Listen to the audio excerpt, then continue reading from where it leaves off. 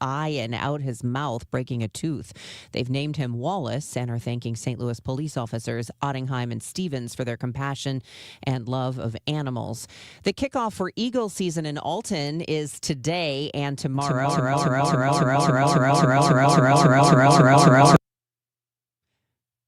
With I am not sure what happened there, ladies and gentlemen. Free celebration starts the Alton Eagle Ice Festival. It starts at 5 tonight at the Flock Food Truck Park along the Mississippi. It includes fire performers, ice carving competitions, live music. On Saturday, an Eagle meet and greet at the Food Truck Park and Eagle-focused activities at the Audubon Center at Riverlands and the National Great Rivers Museum. From the business desk, sponsored by Krentz Financial Group, KFGadvisors.com, a Netflix finale brings in big money on the big screen. Stranger Things, the finale, debuted simultaneously on Netflix and in about 600 movie theaters across the country, with showings again on the big screen on New Year's Day. I need you to fight one last time. And it did, bringing in an insane amount of money. Early numbers say it likely generated $20 to $25 million in revenue, setting a new record for a Netflix show in theaters. Stacey Lynn, CBS News. From the Saliga Heating and Cooling Weather Desk, we're going to have mostly cloudy skies today, 38 degrees, around 40 tomorrow, 42 on Sunday. Monday and Tuesday will get up near 60. It's 32 degrees out there right now. I'm Debbie Monterey, KMOX News. Okay, 3, 2, 1, hit it. Chris, Ranji, Amy, Mark Scores. The Chris and Amy Show. You know who it is. Also, if you didn't know, this is called the show. On 104.1 FM, KMOX. Hello, it's Friday. It's the weekend. It feels like a Monday. It's our first show. It does feel like Monday. It's our first show of 2026, and guess who's not here? Hey! Chris Ranji is, we're pretty sure, visiting his wife and kids in Chicago.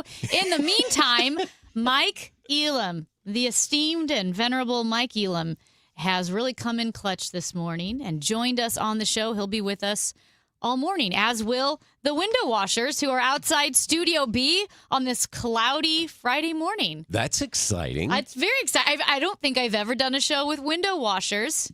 Well, creeping in on us. It'll be a clear view take. I love that. It's funny because John Hancock was supposed to be filling in. He was. He was supposed to be playing the Democrat socialist Chris Ranji. Yes. And then he got sick. So I'm excited to be able to be here. So thanks for Steve Moore for waking me up this morning saying, hey, opportunity is knocking. Are you willing to open the door? Which is why we need to hear from you, especially our communist comrades who are listening, because you don't have your comrade in the studio, and unfortunately, you've got two fiscal conservatives. I would say fortunately, not unfortunately. Today, we are going to make sure that we are going back to Rush Limbaugh days. Oh, no, don't. Yes. No, not that. Don't. Yo, we are going to have fun today. Bucket. Today, we are going to have fun. We are going to keep the world safe for democracy, and we are going to make sure that start off 2026 in a right frame of mind. So we do want to hear from you. To be fair, Mike, I am a rhino, I believe. It's okay. There's someone on the Republican Party that is calling someone else in the Republican Party a rhino right now. That's right. And it's not all politics today anyway, so don't worry about it. But we do need to hear from you. 314-436-7900. Call or text. Again, we're counting on you, my friend. The Order.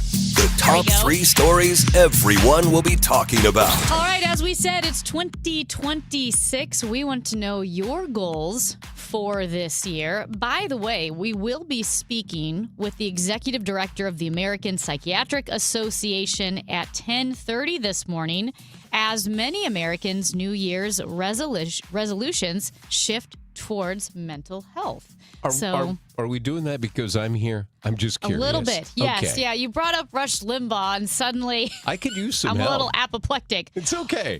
Speaking of the opposite of that, the new mayor of New York City, he was sworn in. Yes, he was. And he spoke of the, quote, warmth of collectivism. We will have to address that. I apologize. We'll have to address that. And meanwhile, continuing on bad news, the Blues played the Colorado Avalanche on New Year's Eve, and it was not good. It was pretty embarrassing. So they look for redemption today, actually. 2 Unfortunately, p.m. that's become more the norm than the exception. That's true. It's a bit of a rough season so far for the Blues, but they do play the Vegas Golden Knights at 2 p.m. today at the Enterprise Center. So maybe we can start 2026 with a win after that rough go a couple of nights ago. All right, Mike. So 2026. Yes. A lot of people do New Year's resolutions. Are you a New Year's resolution kind of guy? I am not. You know, typically when you start in January, this is the time where everybody's going to get into shape, right? So Club Fitness, Club Elite, I think they're called now, was probably going to be. They? Yeah, they're busting at the seams, I'm sure, starting today. Everybody's going to show up, and it'll be that way till, I don't know, January 5th. And then people will go, yeah, that was a better idea on paper. Yeah. Well, I know the gyms are always crowded for that first part of the year. I've never been a New Year's resolution person either. Yeah, I don't need that pressure. I have enough pressure in my life, doing enough other things that's going on. I make enough other people unhappy every day. So I don't need the pressure of doing that. Let's just find a good path and try to move forward. So do you make goals? Do you reminisce? Do you look ahead? Okay, so you do some type of contemplative I do. moment when the year flips over.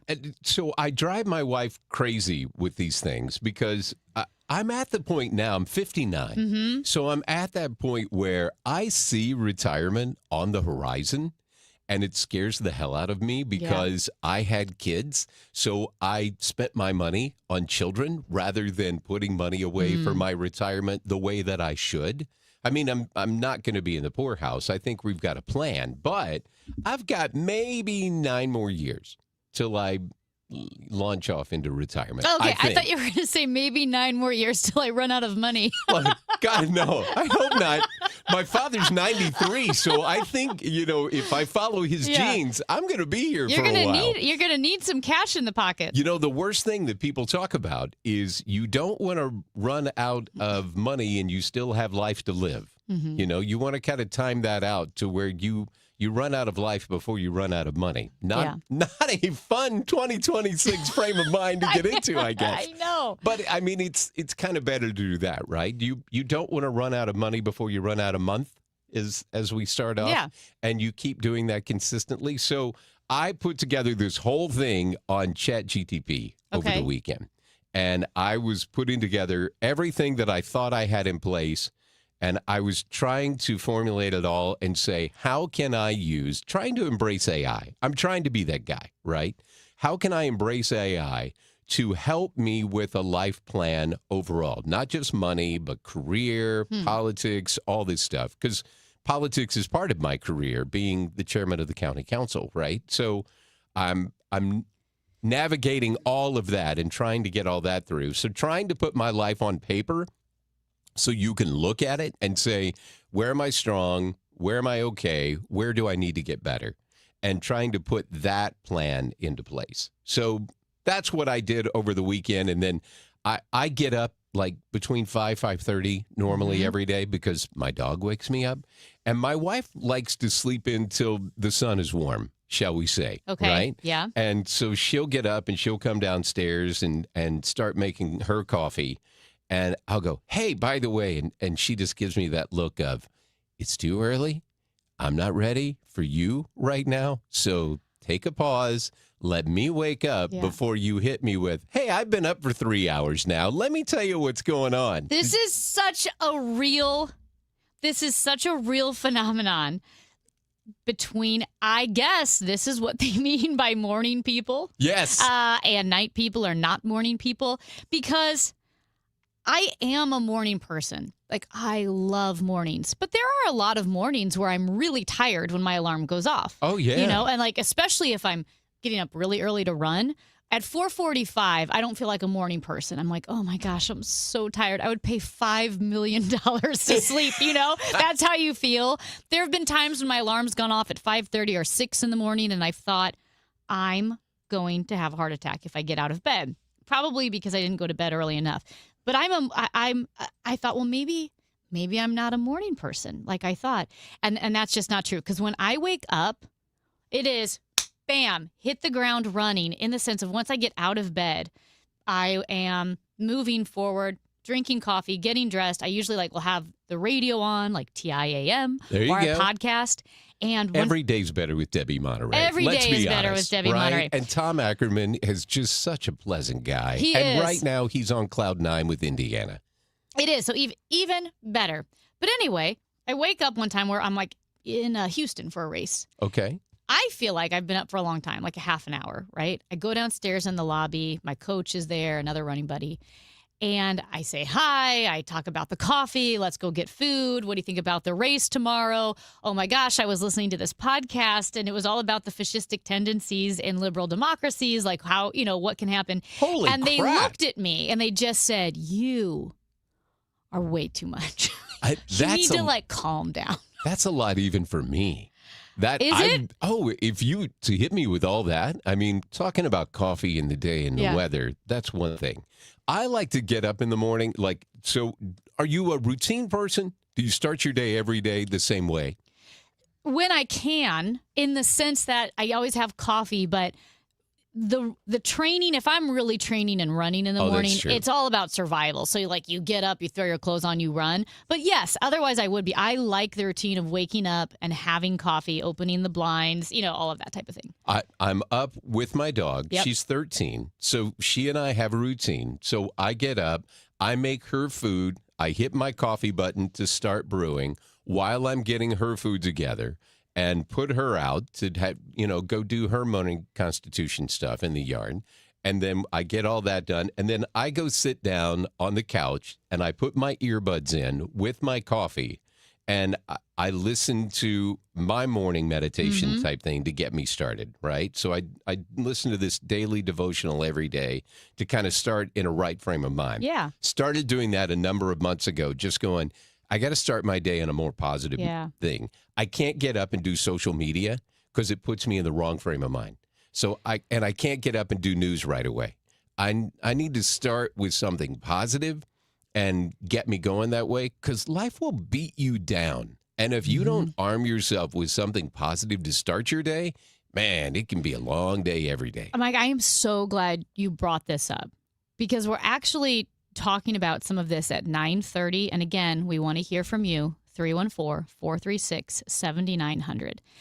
When you walked into the office this morning, asked how I was, and I said, hi, I'm not cut out for this job. I hate news and politics, and it's wearing me down. I was always a positive person. And what you just said about waking up and the first thing that you absorb is social media or news is 100% a way to put yourself on a negative trajectory for the day. I've had to take proactive steps to get out of that habit. Oh, so yeah. We'll talk about that at 9:30 along with school phone bans, people being on their phones during family gathering. Oh, yeah. And, and are we even interacting anymore? But I love that topic of the morning routine. So we will get to that and have more time to discuss that at 9:30 because you're onto something that is, I think, critical for physical, mental, and emotional health. And mental health is a big deal. It's a big topic that people Yeah. have started talking about. It used to be a taboo subject that we didn't talk about. Now we are. And I think that's probably the biggest resolution that I would say for this new year. I didn't make a resolution, but it's one of the things I'm trying to be intentional about in 2026. Yes. Great phrase. Again, 314-436-7900. Mike Elam is in with me. I'm Amy Mark Scores. It is the Chris and Amy Show on KMOX. How many of you think taxes will go up in the future? And if they do, who will get hit the hardest? Maybe it's you, headed for retirement. You've been saving in that 401k or IRA for years, and that money has never been taxed. And Uncle Sam is looking at that account like it's a big, juicy steak. What can you do about it? Join the All Financial Group for their Taxes in Retirement Seminar, Thursday, January 22nd or Tuesday, the 27th.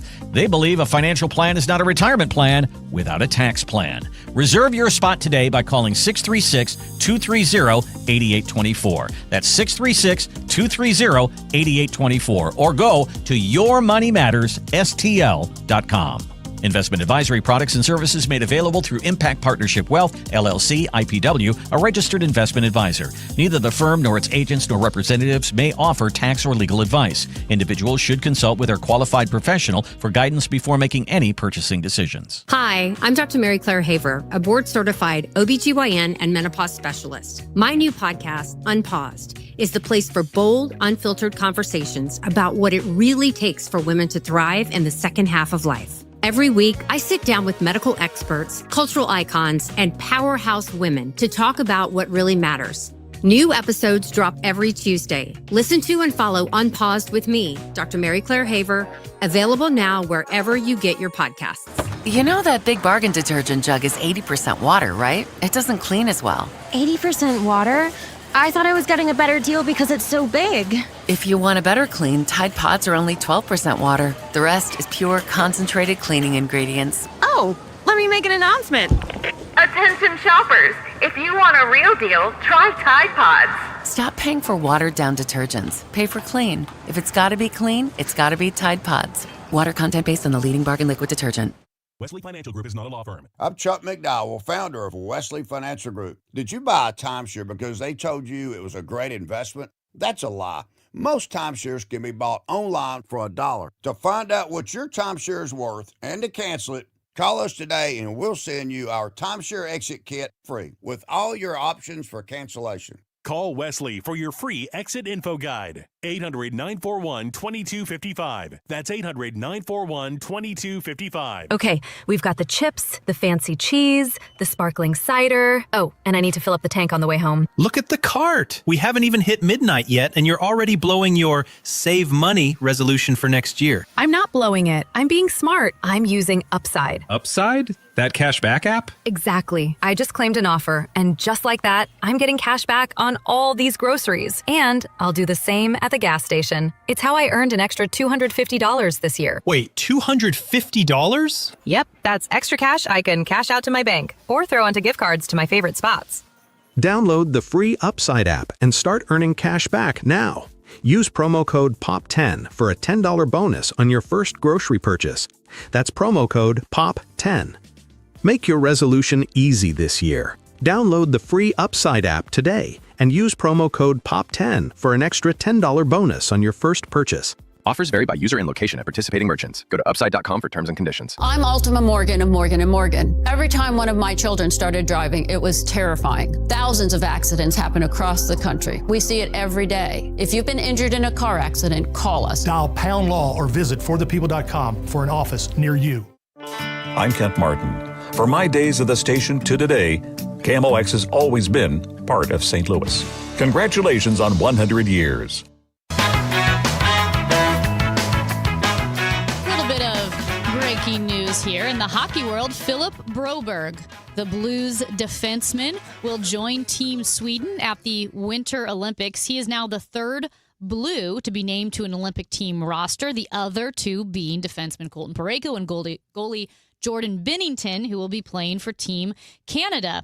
Team USA's roster was announced, and we will get to that. I believe no St. Louis Blues are on Team USA, but I'm pretty sure is Justin Falk the only American currently on the Blues roster? I think so. James is shaking his head.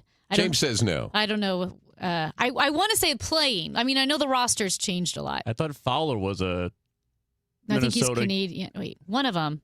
We'll look it up. I thought it was Justin Falk was the only American, but I could be wrong. At any rate, congratulations to Philip Broberg. I will say, in a season of negativity and some, disappointments with the Blues, one really shining bright spot has been Philip Broberg. Nothing but upside with that guy. He has really, really stepped up. His game playing paired with Colton Parayko on that number one defensive pairing. His offensive upside is insane. So anyway, that's a plus. James? I do actually have the Blues roster up. You were right. Fowler is actually Canadian. Yep. He might actually have American descent or something. He's got American ties. Yeah, I think there's something I love American that. with. But Nick Bukestad is actually from Minnesota. That's right. You might not think so with the name. Hey, look at this. That's right, because he says his number one.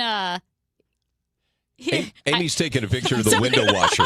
Sorry, who just showed up. He just showed up and gave us a thumbs up. I took a picture. He just landed. Nick Bukestad said the hardest, thing to convince people in his life is that he's not Swedish. He's like, I'm not. I'm from the United States. And then Snuggerud's also from Minnesota, and it looks like Matthew Kessel is a Michigan. Yeah, which kid. explains why when I looked at the last roster, there was one American flag because Bukestad and Snuggerud were hurt a couple of weeks ago. Well, Kessel's been healthy all year. He just hasn't been. He hasn't been in the necessarily lineup. Yeah, so this was not necessarily the roster, I should say, but in one of the more recent lineups, Falk was the only American. All right, before we have too much fun today. Hey, can I? Before you head down Yeah. that road, just to make people in a positive frame of mind. Okay. For some reason, you know how Facebook has those memories that pop up of your past? Yeah. Just so you know, 8 years ago today, if you were waking up, it was -7. Oh. So just so you know, you're in a much better place today than it was 8 years ago. The world is a much warmer place than it was. Assuming you're not a cold weather person, because Mike Elam here, he likes the warm weather.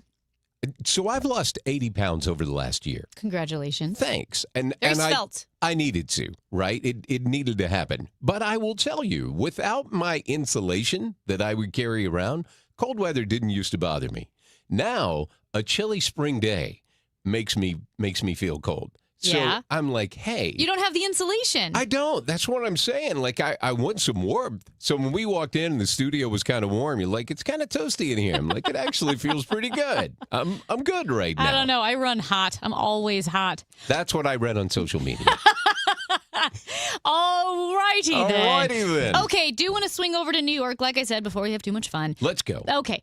The new mayor of New York City, Zoran Mamdani, he was sworn in yesterday, was it? A couple days ago? Yes. Yesterday. And this is one, I will say, quote that has been gathering quite a bit of attention across the country. We will replace the frigidity of rugged individualism with the warmth of collectivism. He will replace the frigidity of rugged individualism with the warmth of collectivism. That sounds horrible. Sounds horrible. I mean, It really does. I did ask. I said, "Wait a minute. Do you mean the warmth of collectivism that systematically murdered about 100 million people globally But over the who's past counting? 100 years or so?" Listen, I get it. I'm not like panicking. I do think bad ideas, when they fail, sometimes rectify themselves. And I feel like the people of New York are going to get tired of the warmth of collectivism pretty quickly. I don't think this is the beginning of the end for New York or for the United States. However, I found it somewhat jarring and appalling to not just hear the mayor of New York City speak of the warmth of collectivism, but for him to also demean the rugged individualism that built this country. Right. I mean, that's kind of what America is known for, right? Yeah. That's what. Even to a fault. I've said that. Like we are independent, individualistic, the Lone Ranger to a fault. It's both a blessing and a curse, but in many ways a blessing. It's definitely how the country was built. I mean, that sort of individual, I'm going to step out there and I'm going to pull myself up from my bootstraps or whatever we're going to call that these days, but I'm going to take personal responsibility for my life. That's kind of where we were. Now, that's really gone off the rails. I would say the last 10 years for sure, but it's even further than that, I would say. But socialism is an interesting sell, especially to people who say, I don't really want to work that hard. So I'm more about getting everything I can out of life for free and not really doing anything to earn it. So what he's selling has a big appeal to a certain population of America who are like, yeah, if I can get all this stuff and I really have to do anything for it, this sounds great. You would think common sense is going to tell you, things have to get paid for somewhere. Mm-hmm. And how are you going to do that? So it's going to be interesting to see how the business community responds, because he demonized all these billionaires forever. The great part about being a billionaire is you have enough money to live wherever you want. And you can say, you know what, if you're going to just take all this stuff from me and I get no benefit out of it, welcome to Tennessee, welcome to Florida, welcome to Texas. I'm going somewhere other than here. And if I take my money with me, your plan just crumbled. Yeah, and I get it in the sense that there's no utopia out there. There's and not. Everything is a trade-off. Everything is a trade-off in freedom and virtue in the markets and so forth. And so will you see abuses in a capitalist system? Sure. Yes, you're going to see abuses from billionaires or business owners. You'll see abuses on other sides of things. But when you look at a framework that's built to accommodate a broken human nature, which framework deals best not with the ideal, but with the reality? And I think we have to have a conversation in the country about who do we want to be, right? So right now, the Missouri legislature, going into the next session, one of the big policies, I think they get into session next week, as a matter of fact. So as they get kicked back in Jeff City, one of the big things that Governor Kehoe wants to do this year is get rid of state income tax. And we just got rid of capital gains tax last year. So you can get rid of pretty much any tax you want to get rid of. You really can. The question is, what are you willing to do without? You can't keep everything that you have and not pay for it. So if you want to cut taxes, man. That's great. You leave more money in the individual taxpayer's pocket. I'm all for that. But you need to be okay with making that trade-off that says, I get to keep more of my money in my pocket. However, I'm not going to have this or this or this. And you've got to be okay, and you've got to walk into it with your eyes open and said, okay, my streets aren't going to get fixed as quick as what I would expect them to get fixed, because you're not going to have as many highway workers, road workers, equipment to be able to go fix the roads, the asphalt to go fill in that pothole. It's not going to happen. You're not going to get the road. You're not going to get the grass on the side of the road mowed as much as you normally would, because you're going to have fewer highway workers. If that's a trade-off that you're good with, great. Let's do it. You just need to understand everything has a cost. And as long as you're willing to pay that cost, then we can roll and we're all good.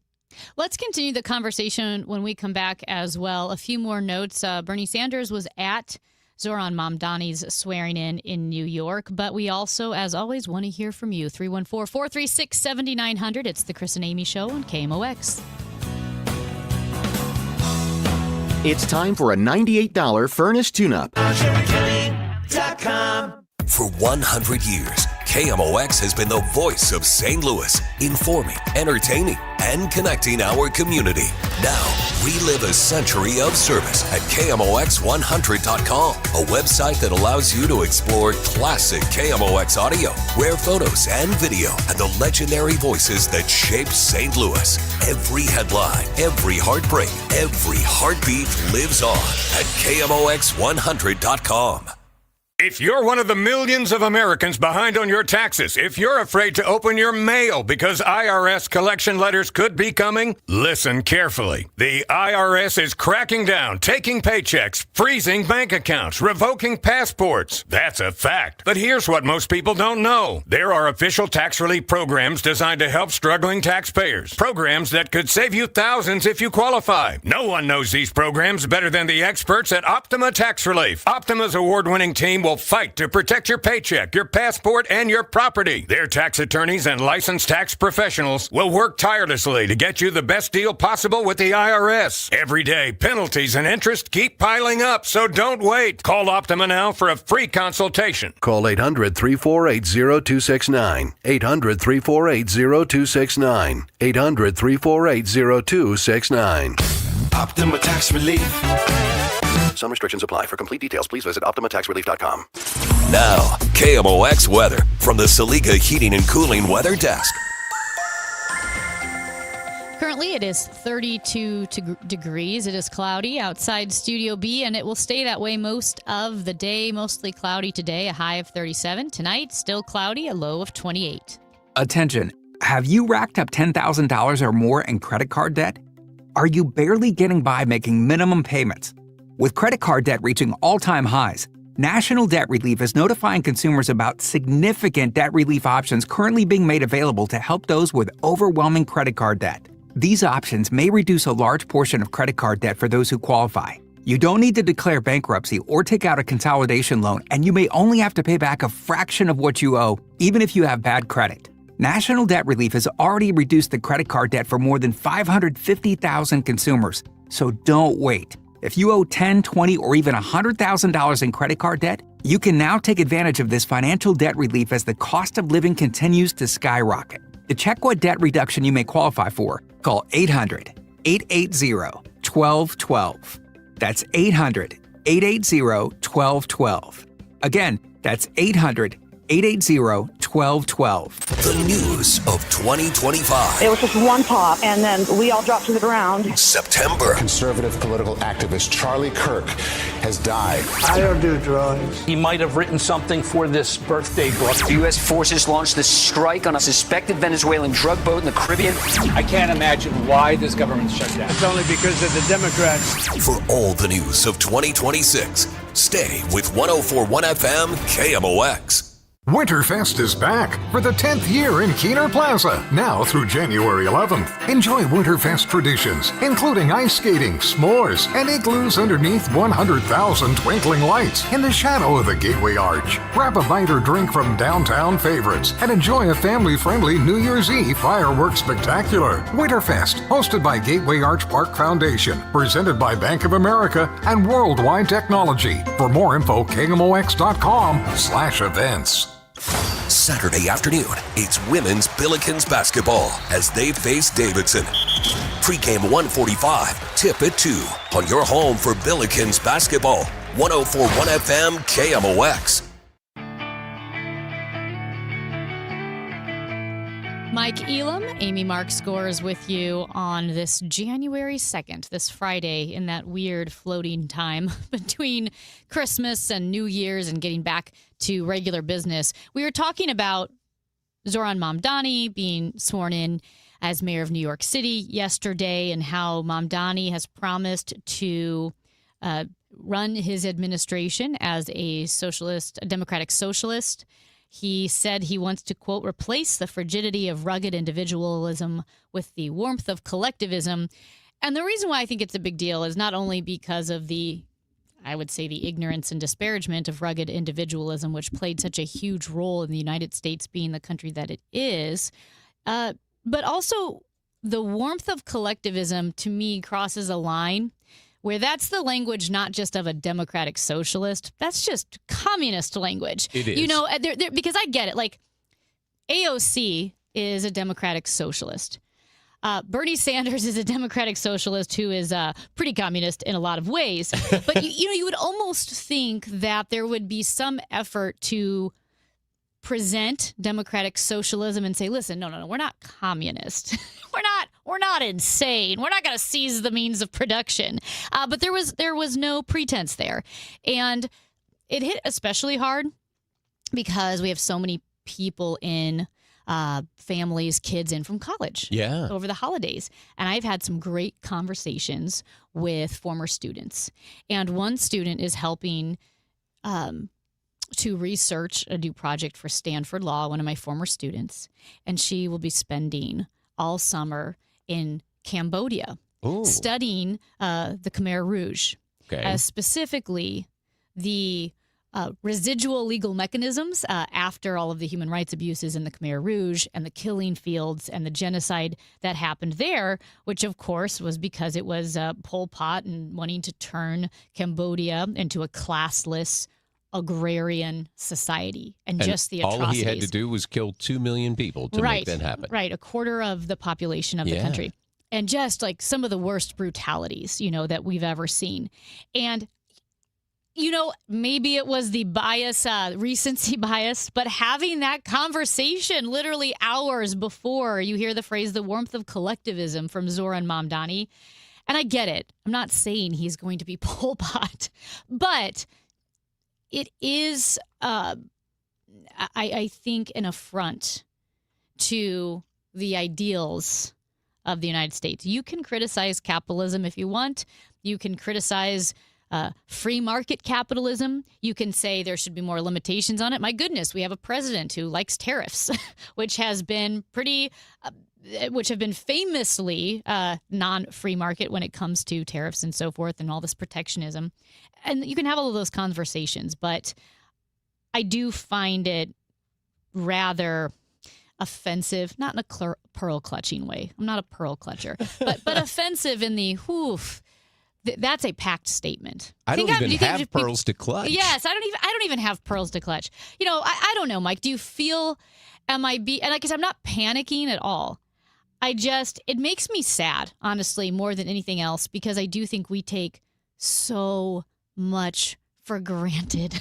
I in agree our with country, that. the freedoms that we have, the voting, the democracy, the freedom of the press, the freedom of speech, the freedom to assemble, all of these things that we really take for granted. And when we start focusing on grievance politics and how poorly we're being treated, and we don't have the perspective of how other people live around the world, right, or societies that have been crushed by true authoritarian regimes, I think that's a dangerous place to be.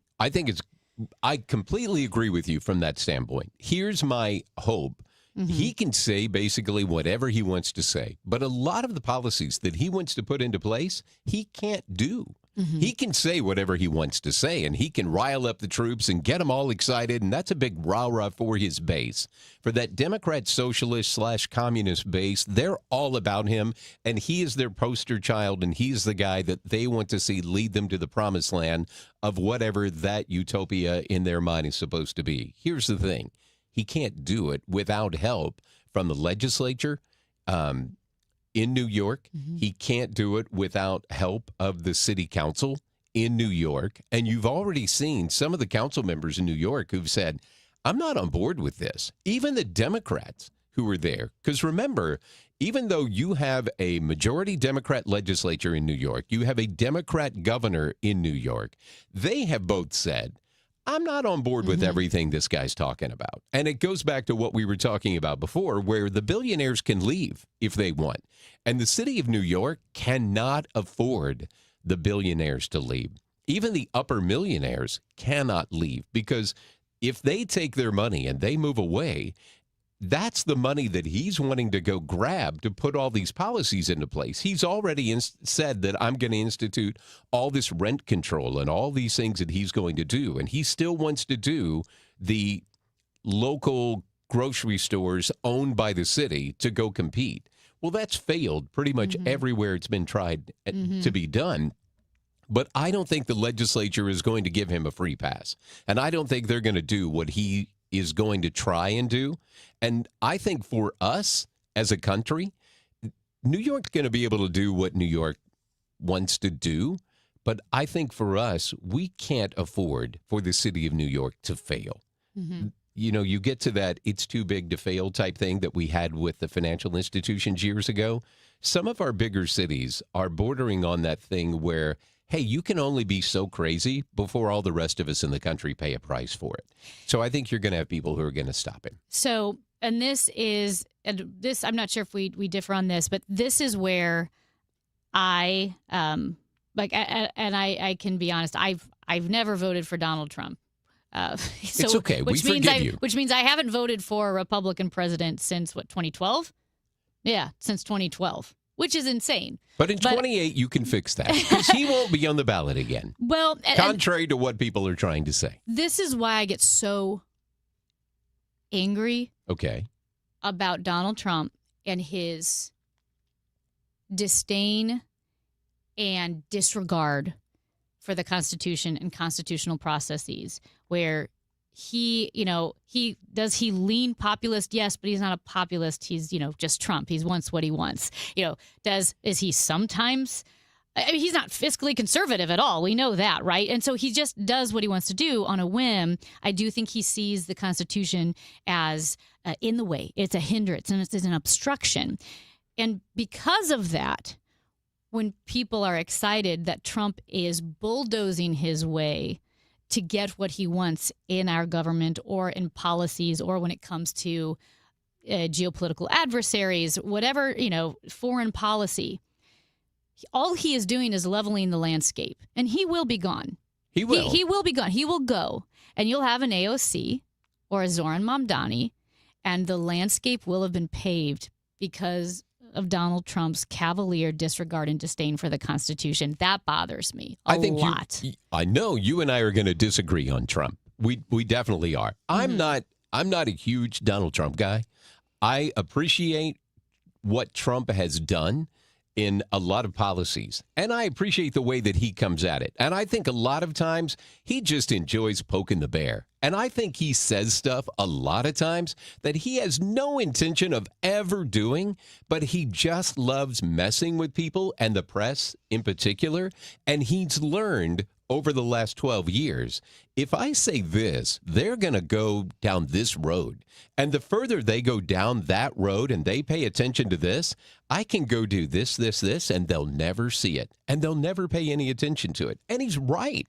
He's been able to get a lot of stuff done that I think a lot of people don't pay any attention to, but they've been really good policies. Trump and I don't do things the same way, but I appreciate the fact of how he's gotten so many things done that I do agree with, not necessarily the way that he's done them. I'm a big Ronald Reagan guy. Mm-hmm. And when I look at myself of what kind of conservative are you, I'm a Reagan conservative. And I'm that guy that says, if I can get 70% or 80% of what I want done, I will take that, and then I'll come back for the other 20 or 30% down the road. The Republican Party these days has got a lot of people that I call 100%ers. And you either agree with them 100% or we're back to the opening where you said, well, I'm a rhino. And it's okay. A lot of those folks, if you disagree with them on one thing, 99 you agree, you disagree on one thing, they'll call you a rhino all day long. I don't know that Reagan could even get along with those people. I think they would call Reagan a rhino. Oh, I think they already have. Yeah. I mean, I think Donald Trump has. I think that's why I would, I am so discouraged by this. I respectfully disagree in that sense. I think he's done so much damage where he definitely identifies problems that are valid. Yeah. Immigration, right? The border crossings was a huge issue. And I appreciate what he's gotten done in that area. See, and that's where I don't, in the sense that the way ICE and the very performative, I would say, kind of fear-based way they've gone after even upstanding Americans, or even if people cross the border illegally, did so, I would say, partly by our fault. We didn't have a policy. It wasn't that America had a bad policy. It was mixed messages, unenforcement, a lack of enforcement, no enforcement, whatever it may be. And you had desperate people crossing the border who tried to do the right thing or maybe just took advantage of a messed up system, but has since established themselves as contributing, tax-paying members of society that are being ripped apart from their own family members now, many of whom are American citizens, and it was supposed to be like the worst first, right? And just got very performative, I think cruel and fear-based. So I feel like a lot of times Trump will identify a valid issue, but the way he goes about it, which is extra constitutional, meaning or unconstitutional, or with disregard to the process. And I'm a process person because processes protect us. Constitutional processes protect us from agendas moving too quickly in one direction or the other. And that's why I think the current administration, I think, is very, very damaging. But that's where I'm coming from. I know we're at a break, so I'll just say, compared to where we were on the border issue, I appreciate where we are on the border today. Compared to where we were with the Biden administration and people were just coming across in droves, I appreciate where we are now.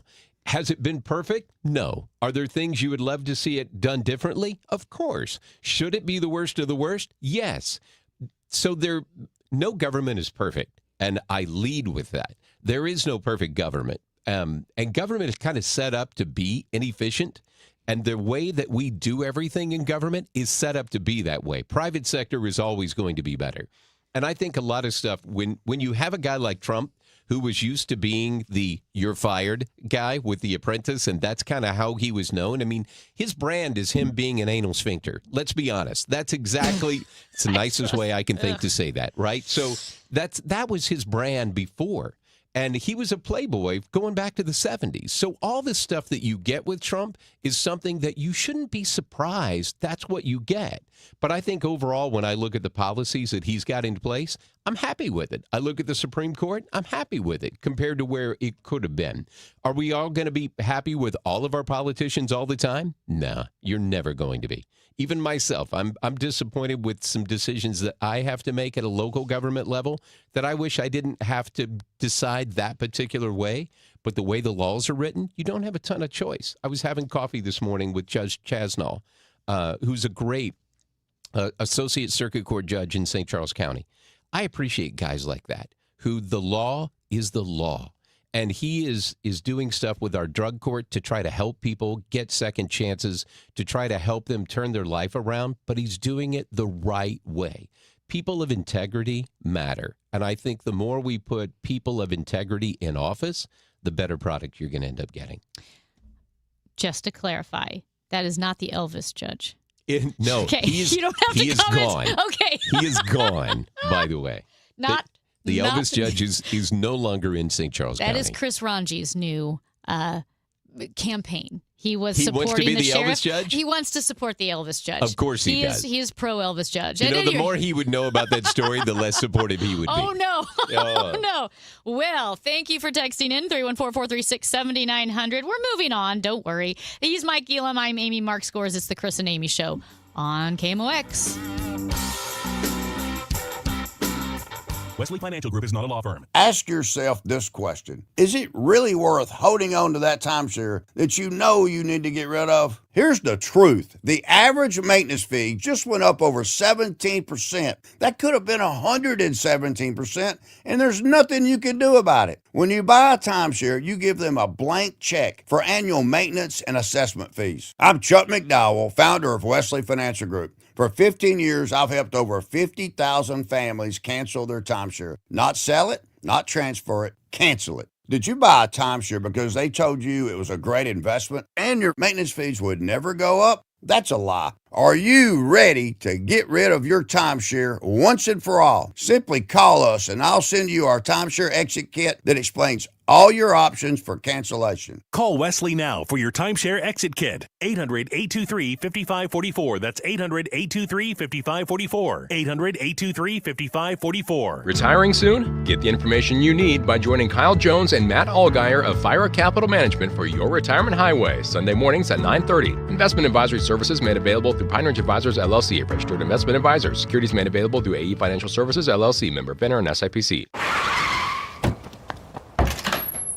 Hey, Dad, I gotta come clean about something. Okay. I only paid for a brand new Hyundai Tucson. Oh, you might be on the naughty list. Deal so right, it almost feels wrong. The Hyundai Getaway Sales Event. Get 0% APR for 60 months, plus 0 payments for 90 days on all Hyundai Tucson, Tucson Hybrid, Santa Fe, or Santa Fe Hybrid models. Visit your local Hyundai dealer today. Offer ends January 2nd. Call 562-314-4603 for details. Okay, we've got the chips, the fancy cheese, the sparkling cider. Oh, and I need to fill up the tank on the way home. Look at the cart. We haven't even hit midnight yet, and you're already blowing your save money resolution for next year. I'm not blowing it. I'm being smart. I'm using Upside. Upside? That cash back app? Exactly. I just claimed an offer, and just like that, I'm getting cash back on all these groceries. And I'll do the same at the gas station. It's how I earned an extra $250 this year. Wait, $250? Yep, that's extra cash I can cash out to my bank or throw onto gift cards to my favorite spots. Download the free Upside app and start earning cash back now. Use promo code POP10 for a $10 bonus on your first grocery purchase. That's promo code POP10. Make your resolution easy this year. Download the free Upside app today and use promo code POP10 for an extra $10 bonus on your first purchase. Offers vary by user and location at participating merchants. Go to upside.com for terms and conditions. Lifestyles Unlimited is a real estate education group that gives you the roadmap and resources to start building income through real estate. You'll learn practical strategies for using investment properties to create extra income and make informed decisions, one step at a time. Join today for just $297. That's a 60% savings off the regular price of our real estate education program. Text radio to 88007. That's RADIO to 88007. Presented by Lifestyles Unlimited. If you or anyone you care about is facing a family legal matter, call Cordell & Cordell today at 1-855-GET-LEGAL. There's a lot on the line in divorce. This is Joe Cordell of Cordell & Cordell, the largest family law firm in the country, with over 35 years of helping clients navigate divorce. But being big doesn't mean less personal or less local. Our attorneys live and work in your community, and as neighbors, they understand the challenges your families face. Divorce touches all areas of your life: your home, savings, retirement, and of course, kids. So when you find yourself facing divorce, you need a partner you can count on. If you or anyone you care about is facing divorce, contact Cordell & Cordell today. With over 100,000 clients served, we understand the challenges you're facing on a personal level. Call Cordell & Cordell today at 1-855-GET-LEGAL. That's 1-855-GET-LEGAL. The choice of a lawyer is an important decision and should not be based solely upon advertisements. 600 Kelwood, St. Louis. The Chris and Amy Show on 104.1 FM KMOX. Now, did you see this? With Chris and Amy. Well, every year there are old cartoons or branded items that enter public domain. Do you know who the latest one is? I don't. The latest, I don't know if you'd call it what would it be, a character? Character. Okay. It's a lady. It's a lady. Betty Boop. Really? And Betty Boop and Blondie are joining Mickey Mouse and Winnie the Pooh in the public domain. And I could have sworn that Betty Boop was older than Mickey Mouse. Oh. Like black and white. I would think real. Mickey was a little before that. I would think Betty Boop, I want to say 40s. And Mickey was late 20s, early 30s. Does that sound right? See, I thought Betty Boop was 30s, but it's been 95 years. Okay. Since Betty Boop booped her way onto the screens. So she booped her way on. She booped her way So she was 30s. There you go. So yes. So the new, and then what they do, which I don't like, but see, I don't like horror or evil or violence. I don't like it.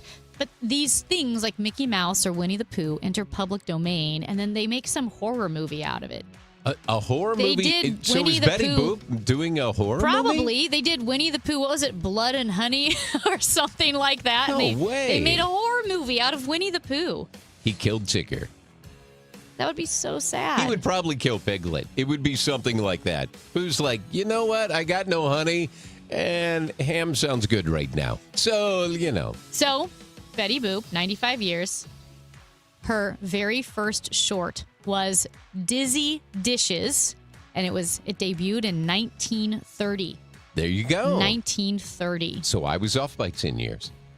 But was Mickey around before? Ooh, that I would have to... Uh-oh, he's on it. Was Steamboat Willie the first Mickey Mouse? Because do you know Mickey Mouse's name before he was Mickey? I'm guessing it was Steamboat Willie. No, that's what I thought it was. It was Mortimer. Mortimer? Mortimer Mouse. Mortimer. That makes sense. Mortimer Mouse. Okay. Yeah. I'll buy Morty. that. I'll agree. Do I get the square? Yes. Yes, you do.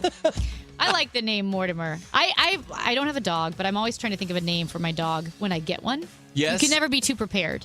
This is true. I've always wanted to name my dog Bob Costas. I think that's a great name for a dog. Why? I don't know, because I love Bob Costas so much. I feel like it would be a great honor. And my friends have a Yorkie poo. His name is Willie Nelson. Oh, how funny. And he's adorable. And he always sleeps in the guest bed when I stay with my friends. So I always say, Does he seem high all the time? I sleep with Willie Nelson all the time. He's adorable. He's a little Yorkie poo. And so I think Bob Costas would be a great name. But I think Mortimer is a good pet name. Mortimer would be great as your dog gets old. You call him Morty? Call him Morty. Oh, come on, Morty. You know, come on in, Morty. What was that, Meals with Morty? What was that book? I don't know that Mornings with Maury. Tuesdays with Maury. Tuesdays with Maury. That's what it was. Meals with Yes. Morty. I'm like, Those what? are two totally different things. And All we right. went full circle. Thanks for being here. Hey, would you like to talk a little about media? So CBS News, obviously, had been taken over a new head of CBS News and Barry Weiss. And there was a message by Tony Dokupil, gave a message to CBS viewers the other day. I haven't heard this. He's the new CBS News anchor. I want to get your thoughts on it. 314-436-7900. It's the Chris and Amy Show on KMOX. In St. Louis, the weather can change in an instant. One day, you're under a thunderstorm warning. The next, oh boy, it's snowing. Stay prepared for whatever Mother Nature throws your way. When weather threatens, the KMOX Storm Center has expert forecasts and live reports here to keep you safe and informed. Don't get caught off guard. Know your weather. Sponsored by Seliga Heating and Cooling. Leave all the 2025 dirt and celebrate the new year with our friends from Zero Res. Carpets, tile, rugs, upholstery, hard surfaces, basically every surface in your home can be Zero Resified, so it's time to call the cleaning pros at Zero Res. Zero Res has a 4.9 rating on Google. Bring in the new year with 3 rooms of carpet clean starting at just $119 plus a free hallway. Take 15% off regularly priced services when you mention the KMOX special 314-474-2020 or book online at ZeroResSTL.com. I'm Bob Burke, founder and chairman of Burke America Parts Group, a family of brands that includes RepairClinic.com, an appliance and HVAC parts solution company that's grown into an international brand. Before AmericanEagle.com, we partially launched a new technology platform developed by another firm. American Eagle helped take our technology to a whole new level with digital marketing, software development, and business insights into our key markets, appliances, HVAC, and outdoor power equipment, and did so both on time and on budget. AmericanEagle.com has the resources, experience, and talent needed to produce solutions. Our new technology platform, developed by AmericanEagle.com, has produced tremendous results with higher traffic, conversion, engagement, and online revenue. If you have any home repairs you need to take care of, check us out at RepairClinic.com. If you need a world-class website or technology project, then I would highly recommend AmericanEagle.com. Call AmericanEagle.com at 773-NETWORK. That's AmericanEagle.com, 773-NETWORK. Wesley Financial Group is not a law firm. Do you feel embarrassed, trapped, maybe even ashamed just because you own a timeshare? Well, I'm here to tell you you're not alone. Chuck McDowell here, the timeshare cancellation guy. I get over 3,000 complaints a week from all kinds of folks that feel the same way you do. Honest people, teachers, veterans, grandparents, all losing sleep over a timeshare they can't get rid of. That's why 15 years ago, I founded Wesley Financial Group to help people take their lives back. Today, I run Wesley with my 2 sons, a real family business, treating every client and every employee like we would want our own family to be treated. That mindset has helped us cancel over 50,000 timeshares from people just like you. So if you're stuck in a timeshare, give us a call. Let our family help your family. Call Wesley now for your free timeshare exit kit. 800-981-4455. That's 800-981-4455. 800-981-4455. Celebrating 100 years and wishing you the best of the holiday season. KMOX AM St. Louis. KMOX FM Hazelwood. The voice of St. Louis.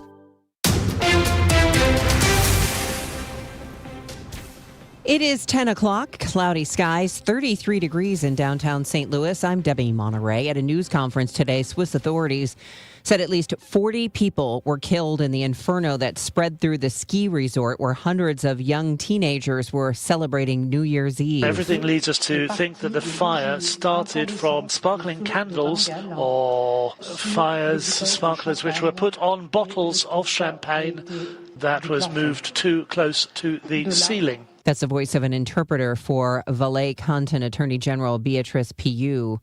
A state lawmaker from St. Louis filing a bill aimed at temporarily removing firearms from those in the middle of a mental health crisis. Democratic Representative Steve Butts told MissouriNet the measure would give families and law enforcement a critical tool to prevent tragedies like the one that happened back in 2022 at Central Visual and Performing Arts High School. Butts says the shooter's mother alerted police about the weapon, and they interviewed him but could not confiscate the gun because there were no legal grounds to do so. He says his bill would give up to 120 days seizure of a gun. During the 4 months, families or the gun owners themselves can present their case in court, and if there's no immediate danger, the firearm would be returned.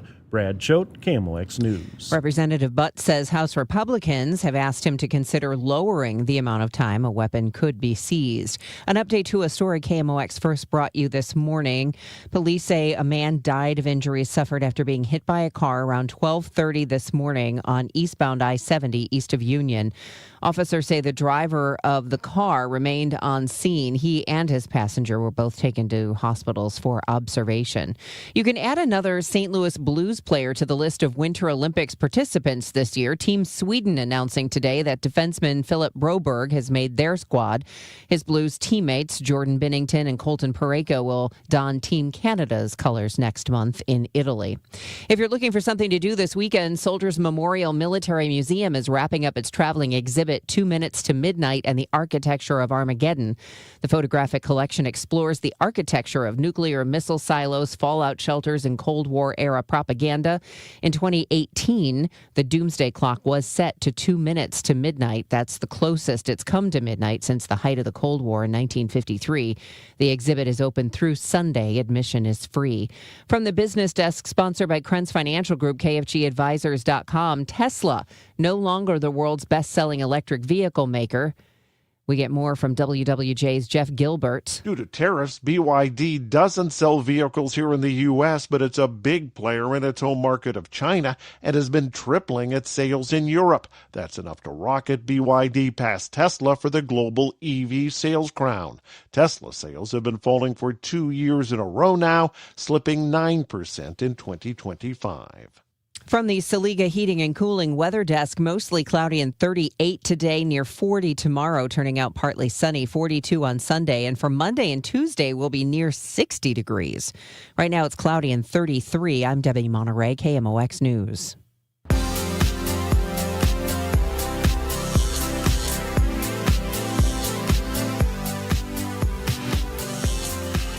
Mike Elam, Amy Mark scores with you on a Friday. Happy New Year, by the way. Happy New Year. I don't think we've said that to each other yet. I don't think we have either. There you go. I think I just started complaining right out of the gate. I was like, I can't do this anymore. I hate the news. I hate politics. I'm not cut out for this. I don't know what's going to happen. I had a complete breakdown. But look at us. Look at us. Look at me. I pulled it together. I'm a real inspiration. I hate the news. I hate the politics. Why am I working in talk radio? Well, Happy New Year, everybody. Oh, Happy New Year. This is going to be great. I know. We were talking about waking up in the morning and not diving headfirst into the news or social media. And I think that is such a great idea. We didn't even continue that conversation. Too many things to talk about. Not enough time. You never thought we'd say that on a 3-hour show. Hey, but we've still got 2 more hours to solve the problems of the world. We can get that done. I feel confident. We're starting out strong. That's right. Pretty soon we'll be talking about dreams that we had. I'm just thankful I'm not Will Smith. But that's a whole other story that we'll get into later as well. Wait, what? Oh, nope. I don't know this. We're going to talk about CBS Evening News right now. Okay. And we will get back to Will Smith and the craziness that is being the Fresh Prince. Oh, okay. A little bit later on. I didn't even know there was an update. All right, so a lot of people know about the changeover at CBS News. Barry Weiss is now the head of CBS News, and that's in itself been headlines. Well, there was also an announcement that Tony DeCouple will now be the evening news anchor for CBS News. And he had a message for CBS viewers, and we can play most of it here. And he addressed the nation, his viewers, I should say. A lot has changed since the first person sat in this chair, but for me, the biggest difference is people do not trust us like they used to. And it's not just us, it's all of legacy media. And I get it. I get it because I've been hearing about it from just about everybody for more than 20 years as I've traveled America on this assignment or that. My mom's neighbors in West Virginia, my own neighbors in New York City, thousands and thousands of conversations in between. Sometimes people want to talk to me about our coverage of NAFTA or the Iraq War. Other times it's all about Hillary Clinton's emails or Russiagate. Or more recently, COVID lockdowns, Hunter Biden's laptop, or the president's fitness for office. The point is, on too many stories, the press has missed the story because we've taken into account the perspective of advocates and not the average American. Or we put too much weight in the analysis of academics or elites and not enough on you. And I know this because at certain points, I have been you. I have felt this way too. I felt like what I was seeing and hearing on the news didn't reflect what I was seeing and hearing in my own life, and that the most urgent questions simply weren't being asked. So here's my promise to you, today and every time you see me in this chair. You come first, not advertisers, not politicians, not corporate interests. And yes, that does include the corporate owners of CBS. I report for you, which means I tell you what I know, when I know it, and how I know it. And when I get it wrong, I'll tell you that too. It also means I'm going to talk to everybody and hold everyone in public life to the very same standard. After all, I became a journalist to talk to people. I love talking to people about what works in this country, what doesn't, and not only what should change, but the good ideas that should never change. I think telling the truth is one of them. I'm Tony DeCopel, the anchor of the CBS Evening News. Hold me to it. So again, Tony DeCopel taking over CBS anchor, the position evening anchor for CBS News. I feel like there is a lot to unpack there. Yeah. Because I am a huge fan of reporters and a free press. We know we're going to talk about newspapers later. I also am not naive and know that there are also reporters who do in various ways reveal a bias. Yes. But I am not someone who says, "Oh, the media, is the legacy media is terrible." I don't do that. I also don't view media as if they are somehow sainted. I feel like I have a pretty objective view of it.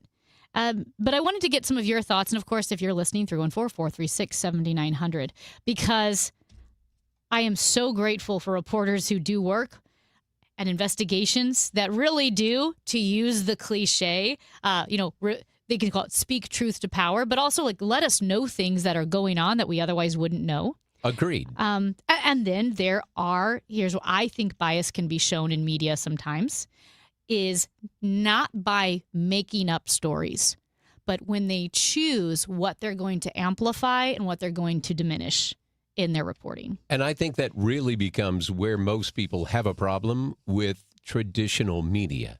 And you see these stories that come out from time to time, and it has watchdog groups, if you will, that track how many minutes have been spent on national media on particular stories. And you will see if it's Fox may be the only network that covers a certain story, and then you go look at ABC, CBS, NBC, and all the MSNBC, CNN, and all of that, and you see 0 hours, 0 minutes on this particular story. So we tend to get our news in echo chambers these days, which is really unfortunate.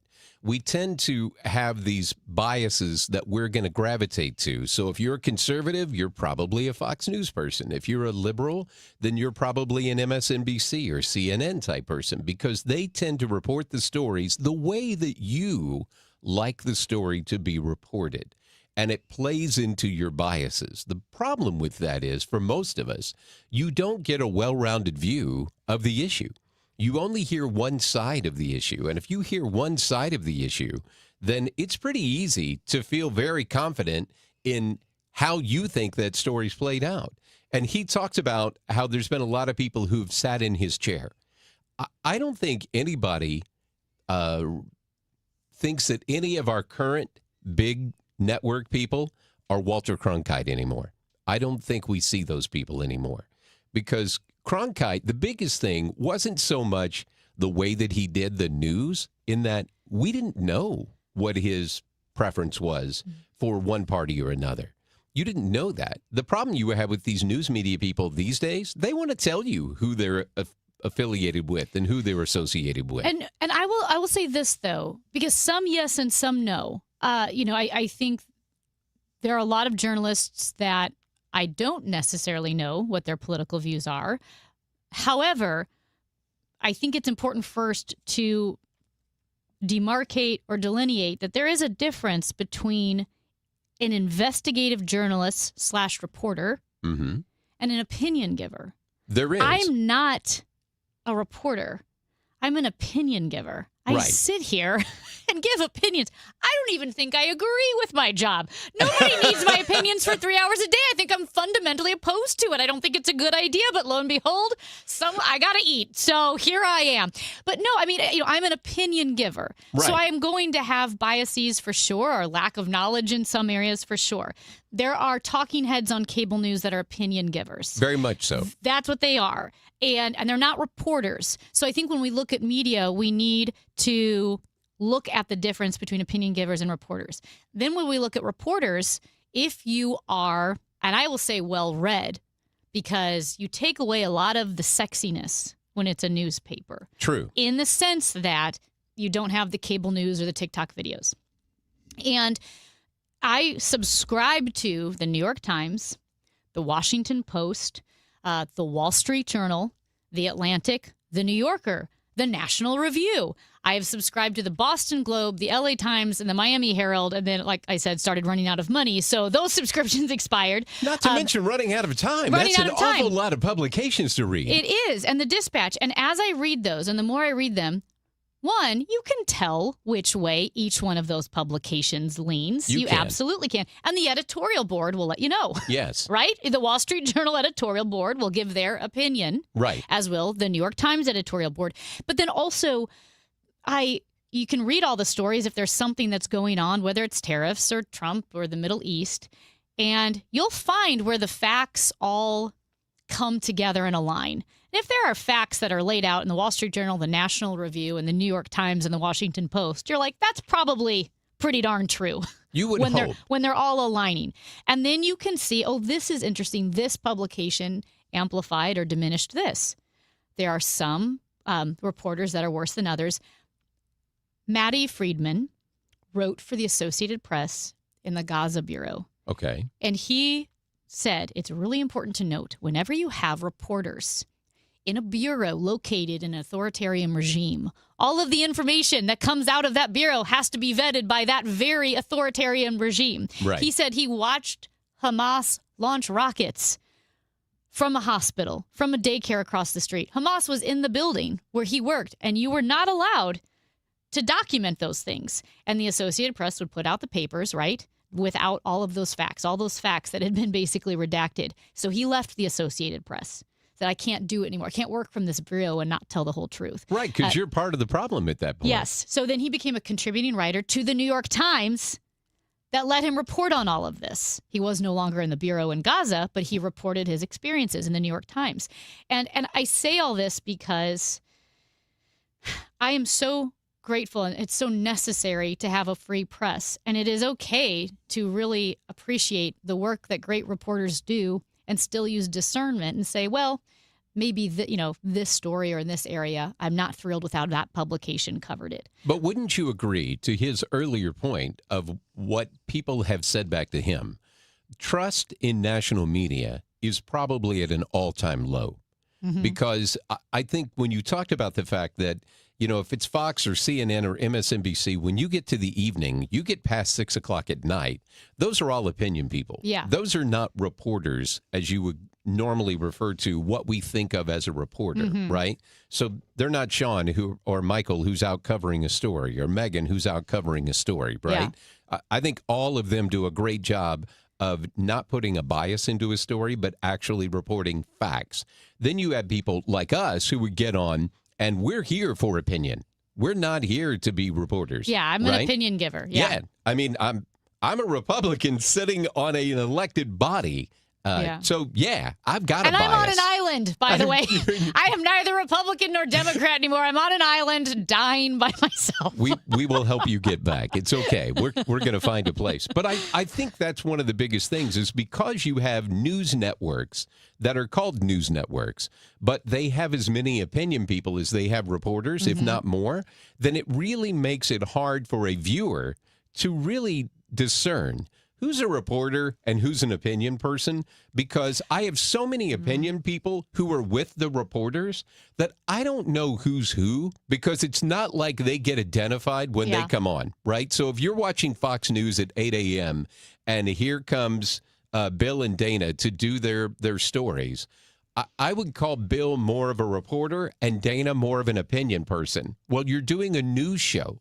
So if you have that, that's very gray for me now as a viewer. Do you know, speaking of gray areas, another medium that has blurred the lines is social media. Yes. Because you'll have reporters who work for a legacy outlet like the New York Times or the Wall Street Journal who will write a story that's vetted by their editors. There's the gatekeeping. But then they have a Twitter handle. And on Twitter, they can give opinions that might never make it into a news story. Correct. Because it wouldn't pass the gatekeeping, but it's still, because it has that reporter's name, which is connected to the media outlet, it gives the appearance of gatekeeping. Yes. So I felt like that blurred the lines. Like if reporters gave opinions on social media, they may not be giving opinions in their printed articles, but now it's all blurred. I really think if you're going to be a reporter, you really kind of need to take the line like you're a judge. You can't have an opinion on social media. You just can't. Yeah. If your integrity is important to you, you really can't give people that ammunition to use against you to say, did you see what he put on X? Did you see what she put on Instagram? Or something there to go, look at that bias opinion. Now I'm going to look at you through that filter with everything that you put out, and I'm going to question anything that you say because now I know who you are as a person. I got to see how you truly feel and what you truly think. And because of that, now I'm going to view you as biased. Whether you are or you're not going forward, it doesn't matter. Now perception is your biases is going to be written into every story that you do. And I will say, too, when it comes to reporters, because there are certain journalism schools, we know this, where you're advancing an agenda. Yes. Where it's like the activist reporter, which is kind of a newer phenomenon. It really is. It's a newer phenomenon. It's not everybody, for sure, but it's a newer phenomenon. Matty Friedman talks about this, the guy who writes now for the New York Times or contributes to the New York Times. And analogies can only go so far. I say like analogies are like toupees. They best serve their purpose from a distance, but don't hold up under close inspection. Jonah Goldberg said that, and I think it's great. That. Yes. And so you know how there are so many awesome police officers who do so much great critical work. Yes. But there are some bad apples, and bad apples make the news. And you know who gets most mad at bad apples? Bad police officers are good police officers, right? Because you're like, oh my gosh, you just spoiled it you for all of us. spoiled it for all of us. And yes. I do think there's an element of that in media. There are some real bad apples when it comes to reporting. There was terrible reporting, I believe, or like I said, amplification or diminishing of certain facts when it came to everything that's happening in the Middle East, where I was angered. I mean, the BBC had to issue 221 retractions. Wow. Regarding the Middle East. It was really bad. I would say it's criminal what they did. But it's like, oh my gosh, that's ruining it for the good reporters. It is. Every biased reporter really does a lot of harm to the good journalist. Anyway. It's going to be interesting to see how him asking for the public to hold him accountable, it's going to be interesting to see how that plays out. And are they actually going to hold him accountable? And will he hold himself accountable? That's Mike Elam. I'm Amy Mark Scores. We'd love for you to join us. 314-436-7900. It's the Chris and Amy Show on KMOX. For 100 years, you've welcomed KMOX into your cars, your kitchens, and your daily routines. You've trusted us through breaking news, championship celebrations, and the stories that shaped our city. You've listened during moments of joy and leaned on us when times were uncertain. From overnight shifts to early mornings, from one generation to the next, you've made KMOX part of your life. From everyone at KMOX, thank you, St. Louis, for 100 unforgettable years. KMOX, the voice of St. Louis. Okay, we've got the chips, the fancy cheese, the sparkling cider. Oh, and I need to fill up the tank on the way home. Look at the cart. We haven't even hit midnight yet, and you're already blowing your save money resolution for next year. I'm not blowing it. I'm being smart. I'm using Upside. Upside? That cash back app? Exactly. I just claimed an offer, and just like that, I'm getting cash back on all these groceries. And I'll do the same at the gas station. It's how I earned an extra $250 this year. Wait, $250? Yep, that's extra cash I can cash out to my bank or throw onto gift cards to my favorite spots. Download the free Upside app and start earning cash back now. Use promo code POP10 for a $10 bonus on your first grocery purchase. That's promo code POP10. Make your resolution easy this year. Download the free Upside app today and use promo code POP10 for an extra $10 bonus on your first purchase. Offers vary by user and location at participating merchants. Go to upside.com for terms and conditions. We all hear the radio ads about the IRS. They tell you to be afraid, to be scared, and they try to frighten you into calling. I'm not here to do that. Tax Relief Advocates is different. TRA is here to tell you that if you owe money to the IRS, whether it's $5,000, $50,000, or $500,000, we have a solution. It doesn't matter if you're sitting in your car, at work, or with your kids. No matter where you are, call now. 800-575-9834. Don't lose hope. TRA can eliminate or reduce what you owe to the IRS. Generous programs are now available that can give you a fresh start. Our passion is taxes and helping individuals fix their IRS problems. We have over 1,000 5-star reviews on Google and an A+ with the Better Business Bureau. You don't need to be afraid of the IRS any longer. End your tax nightmare today by visiting us online at TRA.com or call 800-575-9834. That's 800-575-9834. Tax Relief Advocates. Real solutions for real people. Attention. Have you racked up $10,000 or more in credit card debt? Are you barely getting by making minimum payments? With credit card debt reaching all-time highs, National Debt Relief is notifying consumers about significant debt relief options currently being made available to help those with overwhelming credit card debt. These options may reduce a large portion of credit card debt for those who qualify. You don't need to declare bankruptcy or take out a consolidation loan, and you may only have to pay back a fraction of what you owe, even if you have bad credit. National Debt Relief has already reduced the credit card debt for more than 550,000 consumers, so don't wait. If you owe $10,000, $20,000, or even $100,000 in credit card debt, you can now take advantage of this financial debt relief as the cost of living continues to skyrocket. To check what debt reduction you may qualify for, call 800-894-7722. That's 800-894-7722. Again, 800-894-7722. Hi, this is Bill DeWitt of the St. Louis Cardinals. I'd like to congratulate KMOX for being the voice of the Cardinals and the voice of St. Louis for 100 years. A couple of texts rolling on in before we chat with the executive director of the American Psychiatric Association. We have 636 says, I have a journalism degree from Mizzou. Reporters do not ask follow-up questions anymore or ask why. They ask softball questions and accept the answer.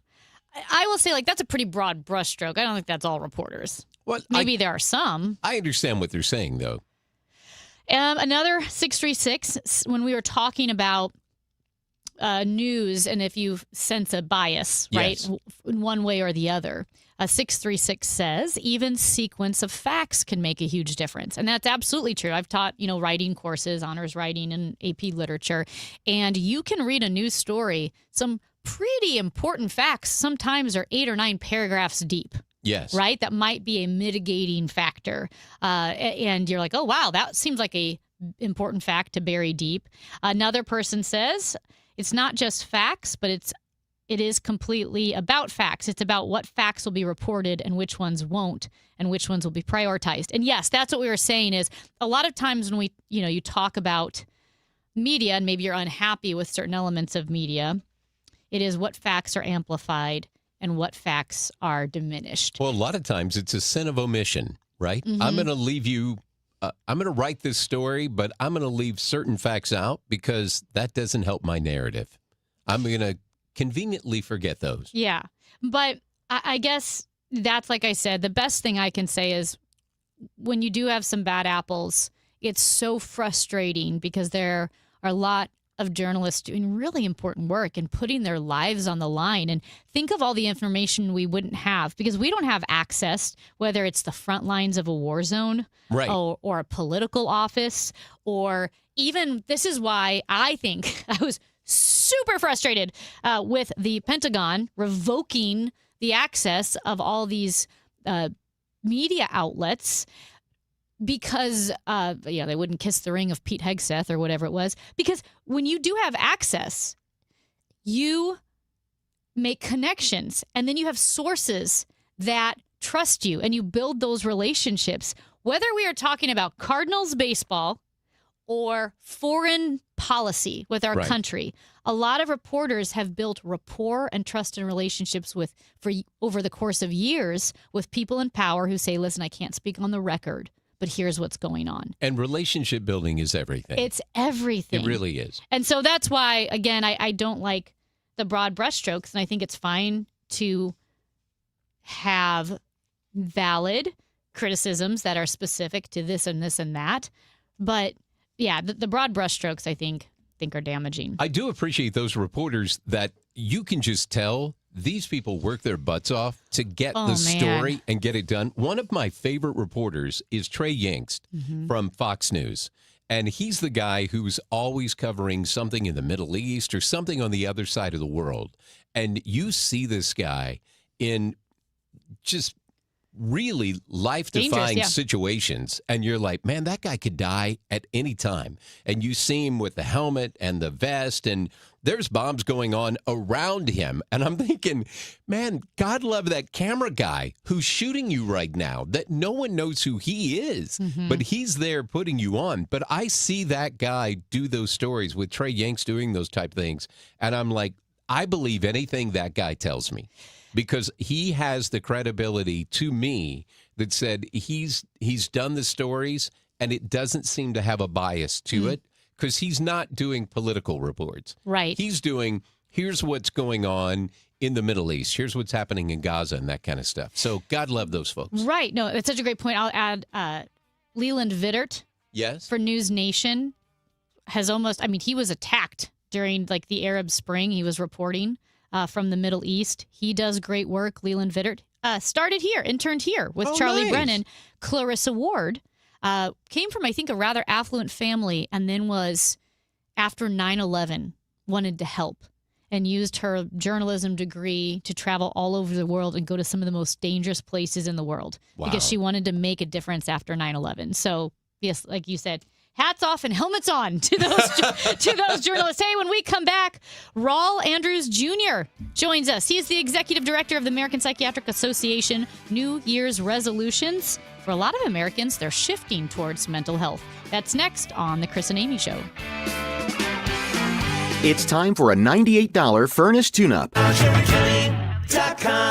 St. Louis City SC is teaming up again with Enterprise to salute the people who make our city shine bright. The Exceptional Neighbor program presented by Enterprise is back, and now you can help us find the class of 2026. Nominate your friend, coworker, or anyone who's going above and beyond for the STL region, and they could be featured on the pitch during halftime. Go to stlcitysc.com/exceptional neighbor now through January 9th and tell us who you think deserves to be an exceptional neighbor. Presented by Enterprise. The news of 2025. Category 5. October. Hurricane Melissa made landfall here in Jamaica. There aren't enough air traffic controllers. And the Schumer shutdown. Peace in the Middle East. After months of deadlock, the hostages set to finally come home. George Soros and his network is behind funding these rallies. Protesters were throwing objects at ICE agents and vehicles. We don't want kings in America. For all the news of 2026, Stay with 104.1 FM KMOX. Now, KMOX weather from the Saliga Heating and Cooling Weather Desk. Currently, it is 32 degrees. Mostly cloudy today, a high of 37. Tonight, cloudy and a low of 28. We all hear the radio ads about the IRS. They tell you to be afraid, to be scared, and they try to frighten you into calling. I'm not here to do that. Tax Relief Advocates is different. TRA is here to tell you that if you owe money to the IRS, whether it's $5,000, $50,000, or $500,000, we have a solution. It doesn't matter if you're sitting in your car, at work, or with your kids. No matter where you are, call now. 800-575-6481. Don't lose hope. TRA can eliminate or reduce what you owe to the IRS. Generous programs are now available that can give you a fresh start. Our passion is taxes and helping individuals fix their IRS problems. We have over 1,000 five-star reviews on Google and an A+ with the Better Business Bureau. You don't need to be afraid of the IRS any longer. End your tax nightmare today by visiting us online at TRA.com or call 800-575-6481. That's 800-575-6481. Tax Relief Advocates. Real solutions for real people. You know, I once met a guy who said his retirement plan was winning the lottery. I said, buddy, that's not a strategy. That's a sitcom episode. I'm Gary Goldberg, and after 37 years in financial strategies, I can promise you this. Real planning works a whole lot better than lucky numbers. At Financial and Tax Strategies, I'll help you retire younger, richer, and with less anxiety. Tune in to Wealth and Wisdom with Gary Goldberg every Saturday morning at 7 here on KMOX. Nominations for the 2026 Women of Achievement are now open. The St. Louis Area Award is the oldest ongoing program in the area whose sole mission is to honor and recognize the volunteer service and volunteer leadership of women. If you know an outstanding volunteer in the St. Louis metropolitan area, or if you are one, Women of Achievement wants to hear from you. Nominations, including self-nominations, may be submitted now through January 11th. Head to KMOX.com for more information. Sunday, the Chiefs are back in action as they face the Raiders. St. Lin Cancer Center game time, 2 p.m. St. Lin Cancer Center, national leaders in cancer. The Chiefs, the Raiders, on your home for Chiefs football. 104.1 FM KMOX.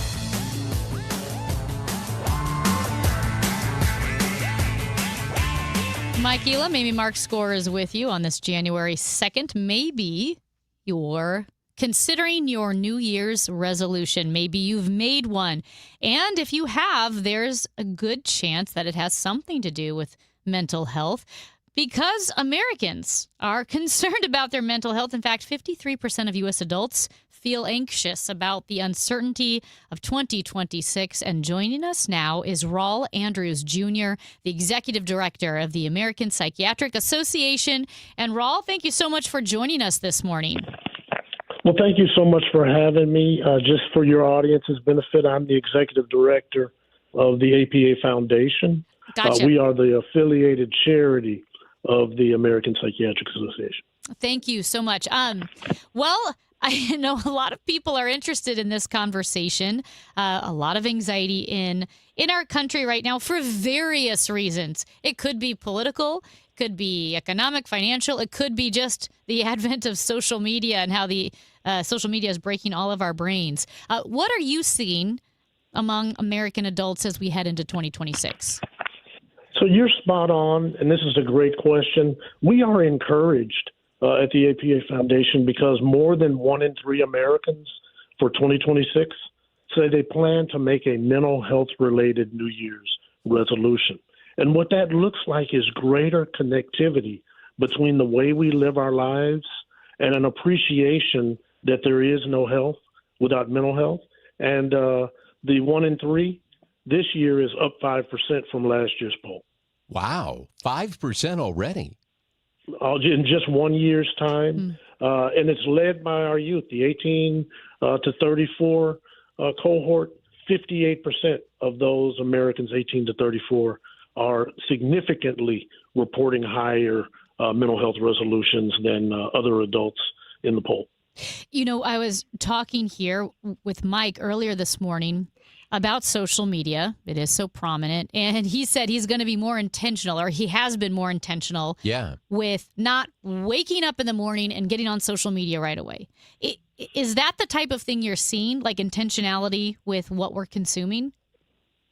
I believe that is exactly what the poll is telling us, and it's certainly what my doctors at the APA are sharing with me, that if we're more intentional about our do's and don'ts, that is going to have a positive benefit on our overall health, not just our mental health. And so, one of the things I've done on the advice of our doctors at APA, I've turned off all my breaking news alerts. And so it doesn't force me to read something right before I go to bed. So it takes me to bed feeling off. But then when I get up first thing in the morning and I'm just trying to get my bearings straight to attack the day, and then I'm besieged with something that probably could have waited 5-10 minutes. So what we're encouraging people to do is try to give yourself a break in 2026. Start off maybe the first 5 minutes, first 10 minutes, just as close to silence as you can, and then turn on KMOK and let's get going. It's really interesting that you say that about the breaking news alerts. I have them on my phone, and obviously with my job, I get those alerts. But I will say the horrific tragedy that happened in Switzerland on New Year's Eve, where there was a fire in the bar in the ski town and 40 people died, over 100 people injured. I woke up in the morning, and the first thing I saw was my phone had exploded with all of those news alerts about all of the death and tragedy. And it's not that I am going to remain ignorant to it. I'm not. But it was almost like the first thing I saw getting out of bed, opening my eyes, I couldn't even, get my bearings. And I was reading about one of the most horrific New Year's tragedies we've ever, had. And that felt unhealthy because I'm not emotionally or mentally ready to absorb that news. But Amy, I think you're stressing the importance to your audience. We're human beings. We're not human doers. And so you wouldn't be a human being if you didn't feel some kind of way about a tragedy like that, or any kind of tragedy. The question is, what do we do with that tragedy once we've gotten it locked into our mindset, right? Are we going to continue to just follow every possible story, particularly for the non-journalist among us? Or are we going to say, maybe that is a sign that we need to go and check our fire alarms in the house or the apartment? A lot of times those buzzers go off, and instead of replacing the battery, we just want to take the thing down. So maybe that's another thing we could be doing for our health is, let's pray for those who are suffering and who we lost. But then how do we course correct for our own households? I'm just curious in thinking about, we're getting into the new year here. And a lot of times we started off today talking about New Year's resolutions and trying to do something different for the new year. What are your doctors saying are best practices that we should be doing to really try to get our own mental health well-being in order? So first of all, we want to notice what the signs and symptoms of our stress happen to be, our distress. We know that physical health and fitness in the poll is one of the things that our doctors saw. We know that financial health also was a challenge. And so, the things that we're talking about are you getting enough sleep? One of the things the devices do, Mike, is it keeps us from getting restful sleep so we can recharge and reflect. The other thing that we do is that we're not outside of whatever our activity of choice, we're not moving enough. So we're sitting in a sedentary place, just incoming, and there's no outflows. And then finally, maybe it is time, if you've been carrying around a lot of weight, anxiety, or depression, to talk to somebody about it. Could be a faith leader, could be a trusted family member, could be a school official, could even be a therapist or a doctor who could point us in a better direction, sometimes to just validate what we're doing or not doing, not necessarily to give us a script of we got to change everything overnight. What role does self-talk, the conversations we have in our head with ourselves, the things we say about ourselves, play in mental health? Well, according to our doctors, it's a significant driver because our beliefs and our self-talk can turn into our actions, and it can increase the stressors in our lives. And so, one of the things we encourage at the foundation is folks to be kinder to yourselves so you can be kinder to others. And, one of the ways of mindfulness practices that we see that can help is maybe you journal. You just jot down, whether that's on your device or with a pen or pencil, and you just write down, what's worrying you. And then, you cross the line in your chart and say, what's one thing that I could do to try to ease some of that tension, try to ease some of that stress. But yes, Amy, you're exactly right.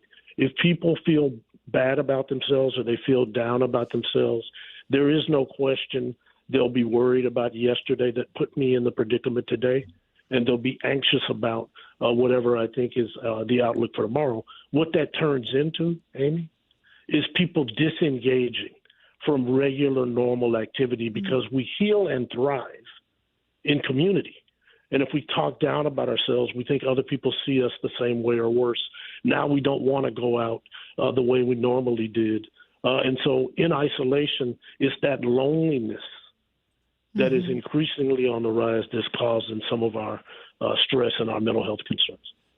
We're talking with Raul Andrews Jr. about mental health. Raul, one of the things that I had heard is young men in particular are starting to do these things where they're isolating themselves. They're getting into the video games, and they're basically just becoming hermits in their own house. And I'm talking about teenage boys into young 20s.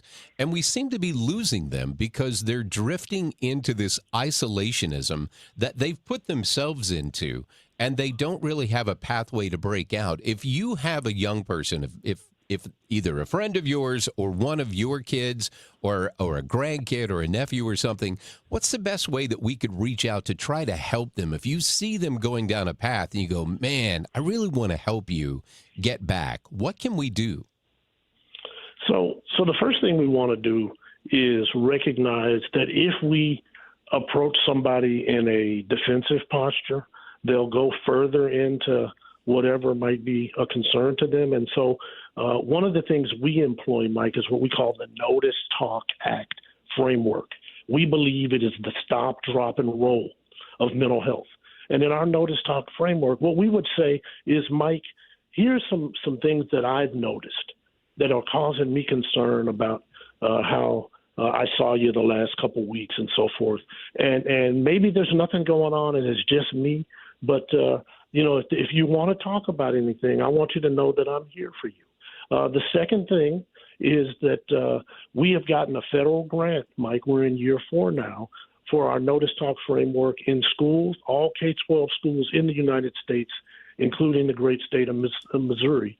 We can bring that training, Notice Talk Act at school, to any K-12 school, doesn't matter, public, private, charter, to Missouri, no charge to the school, no charge to the faculty and staff, no charge to the families. I don't know why anybody wouldn't take that benefit. And then finally, the other thing you can do, since people are online so much, as Amy mentioned, there's the 988 crisis helpline, and people can call, text, or chat 988. If they're in your listening audience right now and just want to talk to somebody or just want to chat with somebody, a real person, Mike, not a bot. So Let's start with Notice, Talk, Act, and then let's look at 988 if we need it. Raul, it's been so great talking to you, and I know we've got more questions and would love to speak with you again. But before we let you go, what resources, if someone's listening and feels like they just maybe they need help or just some kind of guidance, or know someone who needs some help or guidance, what resources does the American Psychiatric Association Foundation offer that maybe people can use? So the first one, again, I want to reiterate that Notice, Talk, Act at school resource is free, and there's no catch. You can go to apaf.org to learn more, /schools, to learn more about that program. We also have a public service campaign. It is the only anti-stigma campaign, Amy, that doesn't use the word stigma. It's called mentalhealthcareworks.org, and it does a lot to help people understand conditions. Like, what is the difference between anxiety and depression, and how do I know one or the other? So that's mentalhealthcareworks.org. And then finally, please, if there's anybody in your circle of trust or in your network or your audience who really needs to reach out to somebody today, call or text 988. Raul Andrews Jr., Executive Director of the American Psychiatric Association Foundation, joining us today. We really appreciate it, Raul, and look forward to talking with you again. Well, Happy New Year to you, and thank you once again for being a partner in this journey to make sure we all understand there's no health without mental health. Thank you, sir. Thank you. Awesome. That is Raul Andrews Jr. joining us today on The Chris and Amy Show. He's Mike Elam. I'm Amy Mark Scores, and joining us next is a columnist for the St. Louis Post-Dispatch, Ben Hockman. We'll talk a little Cardinals offseason and also local newspapers. Why? Well, the beloved Atlanta Journal-Constitution is ending its print edition. That would have been unheard of 20 years ago, but alas, here we are. It's The Chris and Amy Show on KMOX.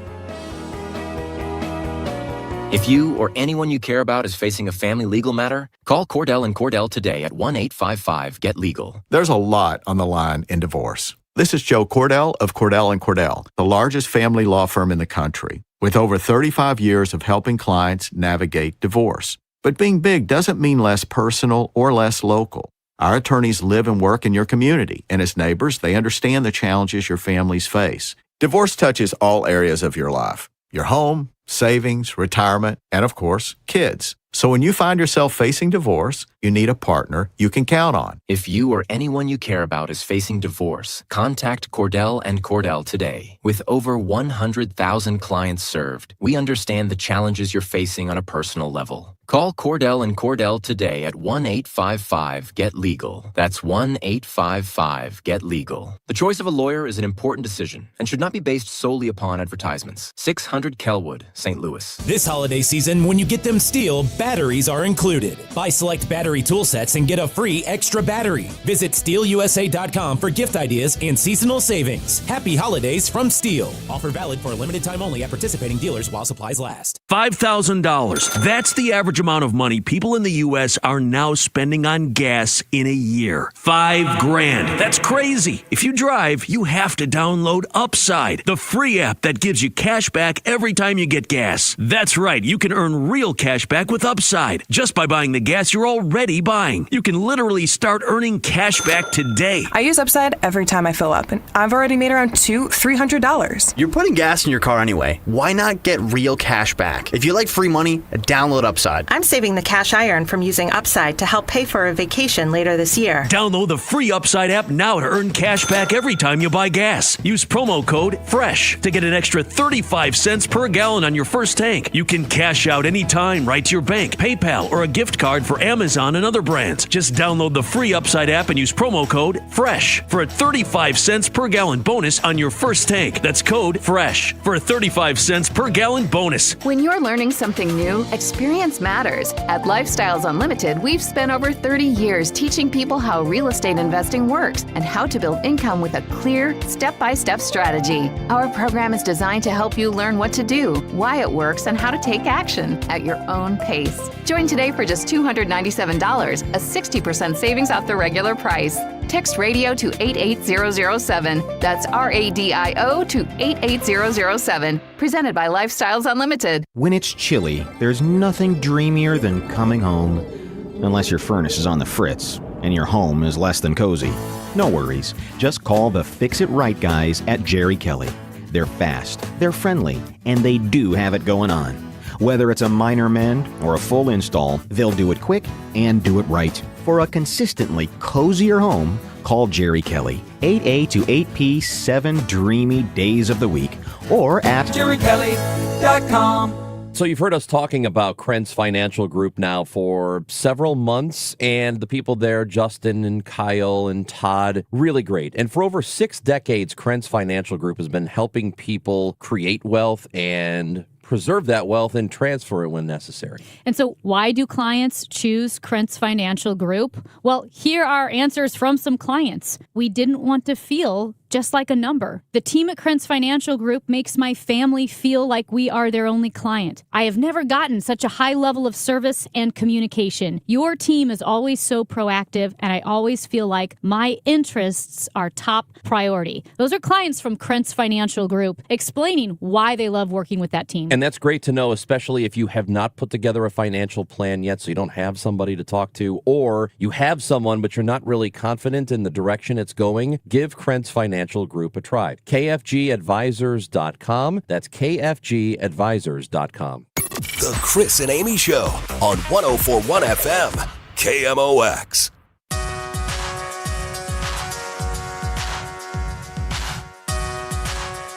Mike Elam, Amy Mark scores with you on a Friday. It feels like a Monday. Joining us now is Ben Hochman, columnist for the St. Louis Post-Dispatch. And Ben, thanks for joining us on this, what is probably still a holiday for a lot of people.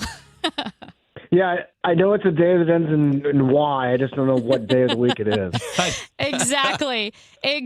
Well, I know I mentioned the Cardinals off season, but I want to talk to you first just about newspapers, because the Atlanta Journal-Constitution announced on Thursday that it is planning, the Atlanta Journal-Constitution had announced earlier this summer that it was moving to digital only, and that officially kicked in with the beginning of 2026. The Atlanta Journal-Constitution no longer has a print edition. It's fully digital, and I personally get a pain in my heart every time we lose a local newspaper. Yeah. Oh, my gosh. It's very sad to hear. I mean, the reality is there's still going to be news gatherers for the Atlanta Journal-Constitution in Atlanta, but just online. And for me, it's like we want to make sure we, at our newspaper, the Post-Dispatch, or any newspaper, want to make sure that every member of the community has access to the news that we are reporting. It's as simple as that. And so that's what's frustrating, is that some people would only read the Atlanta paper as a paper, and now they can't do that anymore. Do you know, I remember, and Mike, I don't know if you remember this too, my grandpa read the newspaper. You know, he was a news guy. And on, I think it was like Monday, Wednesday, Friday, maybe. I think it was Monday, Wednesday, Friday. He would go to the library, and there was the section where all the newspapers were hanging up on the rack. Yeah. Because he didn't subscribe. He was, very frugal. I guess he didn't subscribe to all the daily newsletters, but he wanted to read them. The library was doing it for him. Why both of you? That's right. And I remember going with Papa. We'd go to the library while he would read his newspapers. And I think in this, political environment that's so charged, we talk about echo chambers and so forth and so forth. I do think taking out the razzle-dazzle of television and laying the facts out on a newspaper and people reading, I think even consuming it differently matters in how you process all of the news. Maybe I'm romanticizing it, but I think that it's important for conversation in our society. I don't know. What did you think, Ben, when it just comes to newspapers and how people digest news? Yeah, I mean, it's so important that people get the truth, that people get the facts, and people can depend on daily news. And, I'm not trying to be an advertisement for the St. Louis Post-Dispatch, but we're very proud in how we work as journalists to find the news, report the news, and then for people like me who are columnists, analyze the news or provide commentary about it. And yeah, I mean, the reality is that people are reading news different ways, whether it's in your pocket or in your hands with the newspaper, but we want to provide a flood of journalism, at your fingertips. And what's sad in Atlanta and some other American cities is that because of the business behind it, the actual newsprint is unable to happen in Atlanta. I miss the inky fingers. Sure. I mean, my fingers would be gray. I, for years, had the Wall Street Journal and the New York Times delivered daily. Oh, wow. Which is a lot to read. And I will say, sometimes I'd fall behind and then I would feel guilty. But I love the sound of the newspaper. The first true fangirl moment I had, Ben, and I know you've been in here on a Sunday. The first time I went to KMOX and I was a guest, and it was Sunday morning, and Tom Ackerman was sitting in Studio B, and he had his cup of coffee and his newspaper, and he was doing the sports from the newspaper, and speaking in Studio B and drinking his coffee. And I thought, oh my gosh, this is what radio is supposed to be, baby. A newspaper and an AM channel. Totally. And it still can be, and it still is. There's just other, I guess if it's an octopus, if journalism's an octopus, there's different tentacles now. Yeah, no, that's absolutely true. Hey, Ben, I know one thing that Amy had led off with, talking Cardinals offseason. I want to kind of get back to that real quick. Sure. What do you think the expectation should be for a Cardinal fan going into the next year? Do you think we should be optimistic, or should we just come to terms with, this is going to be a rebuilding year, understand it is what it is, Chaim Bloom has got a plan, but it's not going to be an overnight thing? What would you say to that?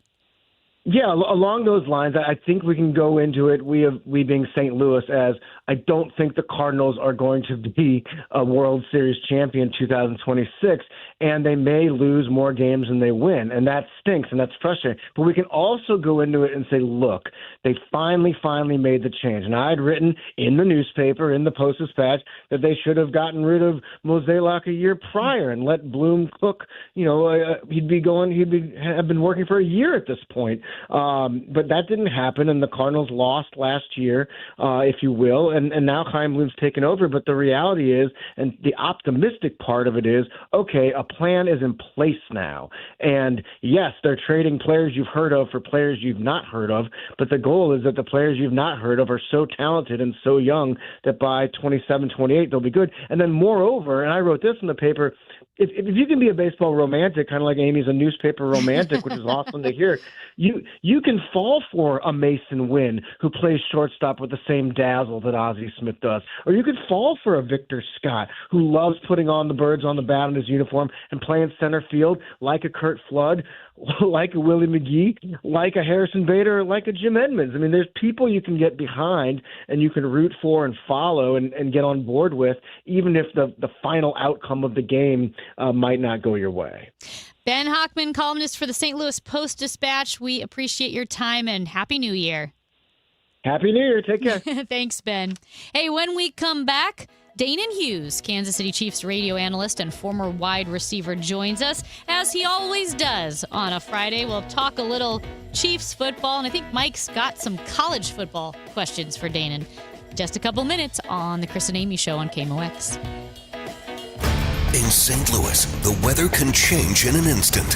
One day, you're under a thunderstorm warning. The next, oh boy, it's snowing. Stay prepared for whatever Mother Nature throws your way. When weather threatens, the KMOX Storm Center has expert forecasts and live reports here to keep you safe and informed. Don't get caught off guard. Know your weather. Sponsored by Saliga Heating and Cooling. You know the rush when you reach that goal? When something you've worked for pays off? That's success. At University of Maryland Global Campus, we believe you should never stop chasing it. That's why we offer a skills-based education that helps move your career forward.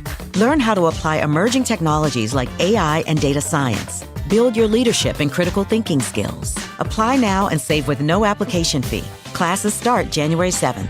Learn more at umgc.edu.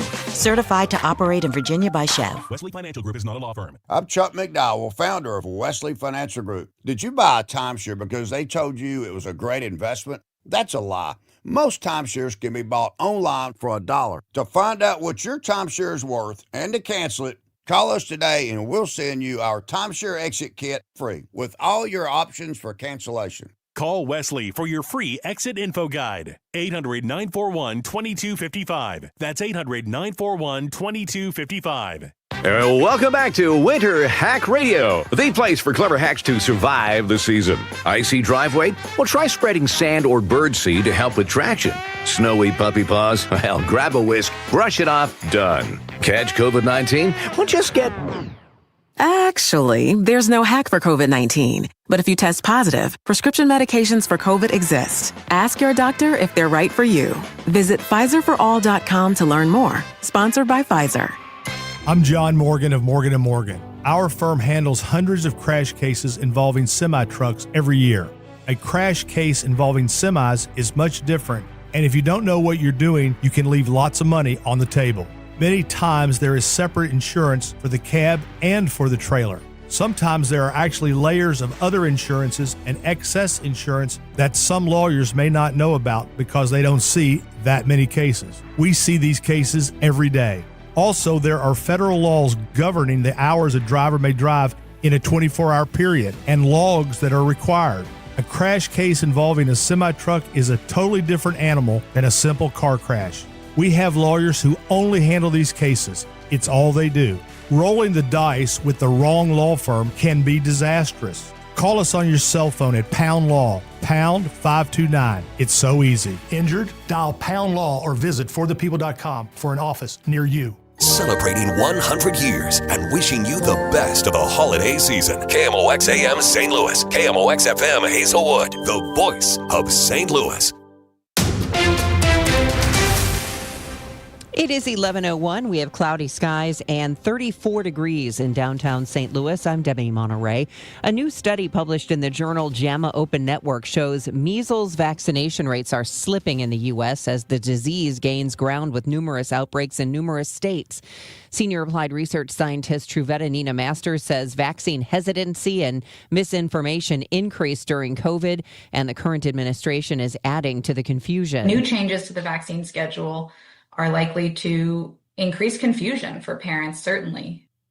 The rate of American kids getting their measles, mumps, rubella vaccinations on time dropped 3% between 2021 and 2024, down to 76.9%. The U.S. reported almost 2,000 measles cases last year, the most since measles was declared eliminated 26 years ago. Earlier this week, a judge stopped the Board of Aldermen from working to quickly fill the sheriff's vacancy, saying they must wait 30 days for Alfred Montgomery's removal to ripen before taking any action. This presents an opportunity to save the city a lot of money, says Comptroller Donna Behringer. According to her, a citywide election costs St. Louis around $400,000. The city can save that money by including the sheriff's race on an upcoming election ballot. Since the earnings tax is already on the April ballot, right? It's not an increased cost. Behringer says the city could also wait and put it on the August ballot since the sheriff is technically a county position. A splashy social media video out today unveiling the rosters for the 2026 U.S. Olympic hockey teams concludes with this historic movie message. You were born to be hockey players. Every one of you. Locally, there are no Blues on the U.S. men's team roster for the Milan games, but St. Louis area natives Matthew and Brady Tkachuk made the squad, as did Clayton Keller from the Metro East. On the women's side, St. Louis and Joy Dunn of Ohio State made the list of forwards for her team. In Paralympic sled hockey, Lindenwood alum Josh Pauls will compete. From the business desk, sponsored by Krentz Financial Group, KFGadvisors.com, Alton Eagle Ice Fest kicks off tonight at 5. Yeah, so this is the first year that we will be extending this to a 2-day festival. We've been doing this event for over 17 years. Grace Sockery with Great Rivers and Route says Ice Fest tonight at Flock Food Truck Park will include ice carving competitions and a fire dancer. On Saturday, there are events at multiple locations. We're going to have a passport program this year, which will be so exciting. So we're going to have a local loop with a free shuttle, so you can stop by some of those local small businesses here in Alton. People can also buy tickets for the 2-hour guided shuttle tour of eagle watching hotspots.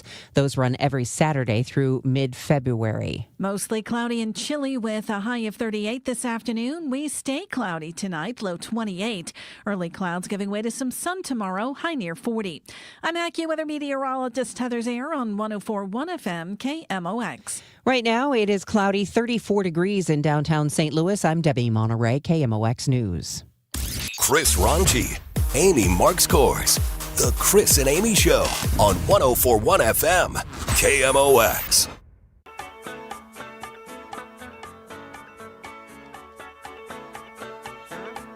Mike Elam, Amy Marks Scores with you. Hang on. Don't talk. Don't fade this out. Don't fade this out. You've got to hear the first line of this song. Here we go, baby. Thank you. You hit that like a pro. Dude, you never cut off September by Earth, Wind, and Fire. I don't care what is going on in your life. I really don't. I don't care what tragedy you have just seen on television, you've heard on the radio, somebody put up on your phone. Yeah. When you hear September by Earth, Wind, and Fire, God's nature enters your heart and makes you smile. It is that good of a song. There are some songs out there that when you hear them, your entire demeanor just changes. Just changes. Every time I hear that song, I love it. So my kids all had the same elementary school teacher at Twin Chimneys Elementary. Uh-huh. And on the 21st day of September, every year, she played that song for all of her kids who came in. And I'm like, God love you for indoctrinating the children in the right way with some good music. Isn't it funny how a great song could just change your day? Here's who I'm going to ask. I'm going to ask the Kansas City Chiefs radio analyst and former wide receiver, because I bet he has an opinion on this. Maybe he's always giving us good life advice. I bet he does. Danon Hughes, thank you for joining us. And how do you feel about the song September? Does it change the day? Oh, absolutely. I totally agree. Earth, Wind, and Fire, you can't go wrong with. Earth, Wind, and Fire, you can't go wrong with Stevie Wonder. You can't go this.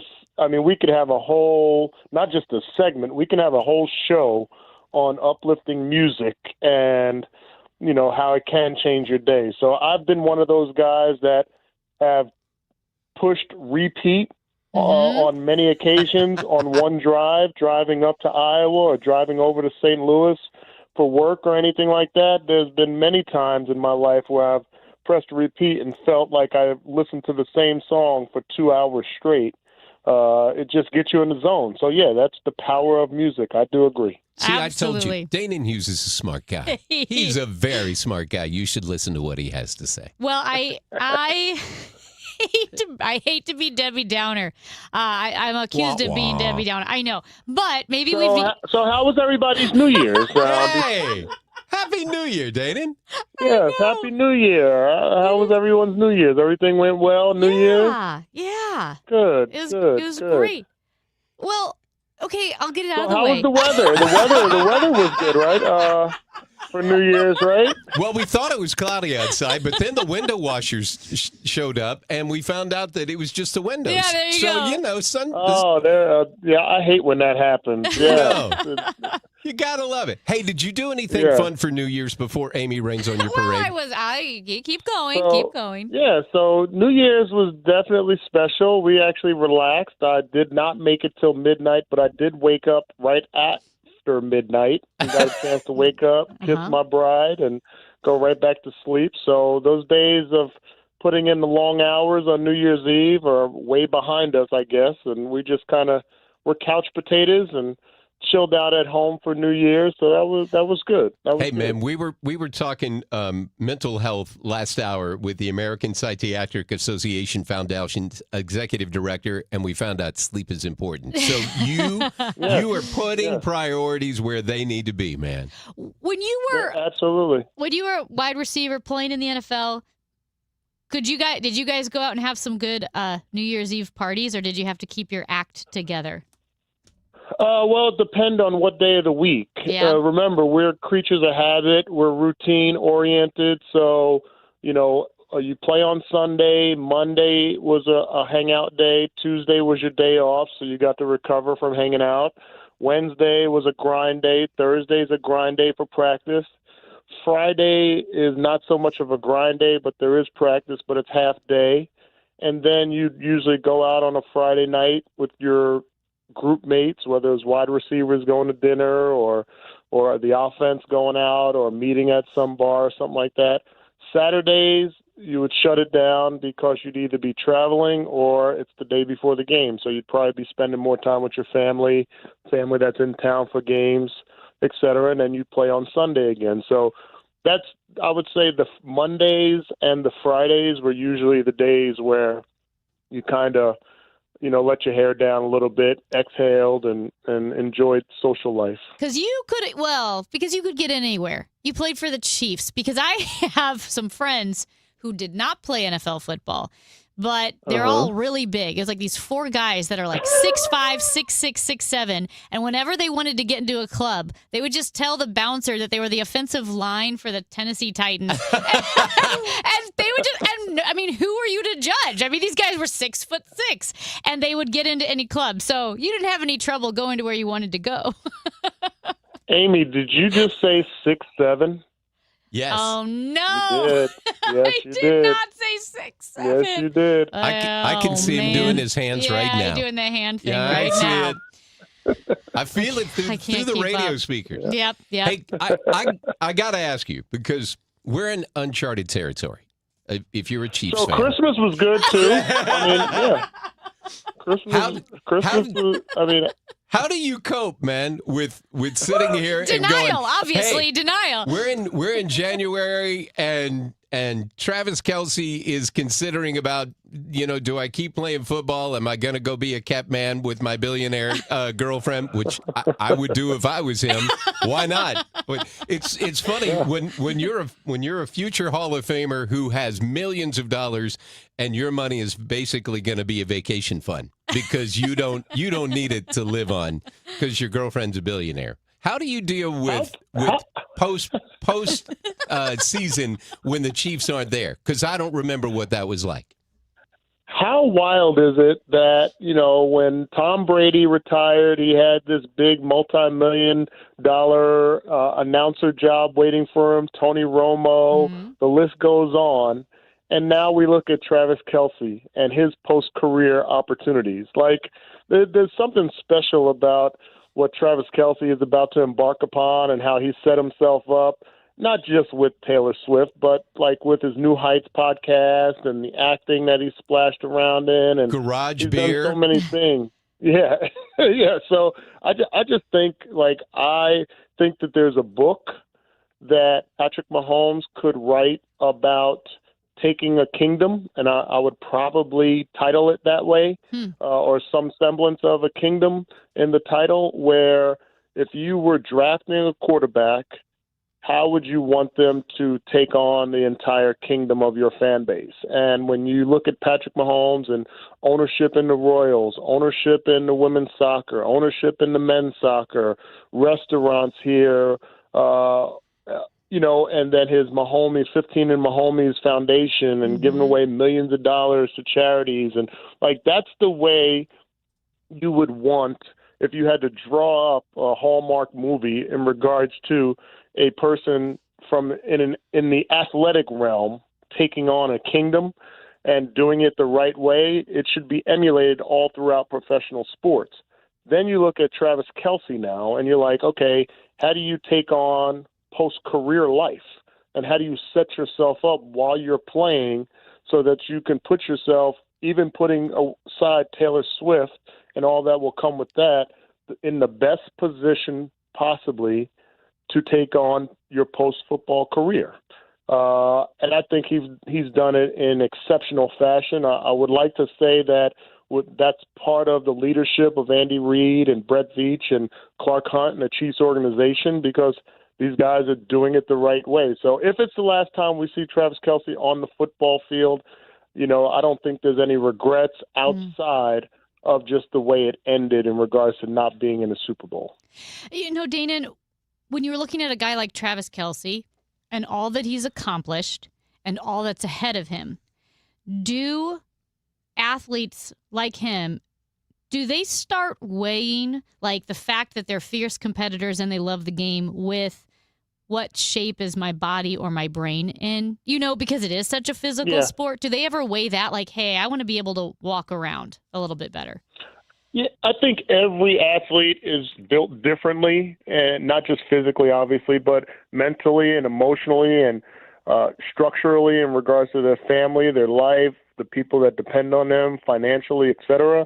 So I think that question will be answered differently for everyone. But nowadays, I will say that guys are definitely more conscious of their bodies and their brains, more so than even when I played in the 90s and 2000s.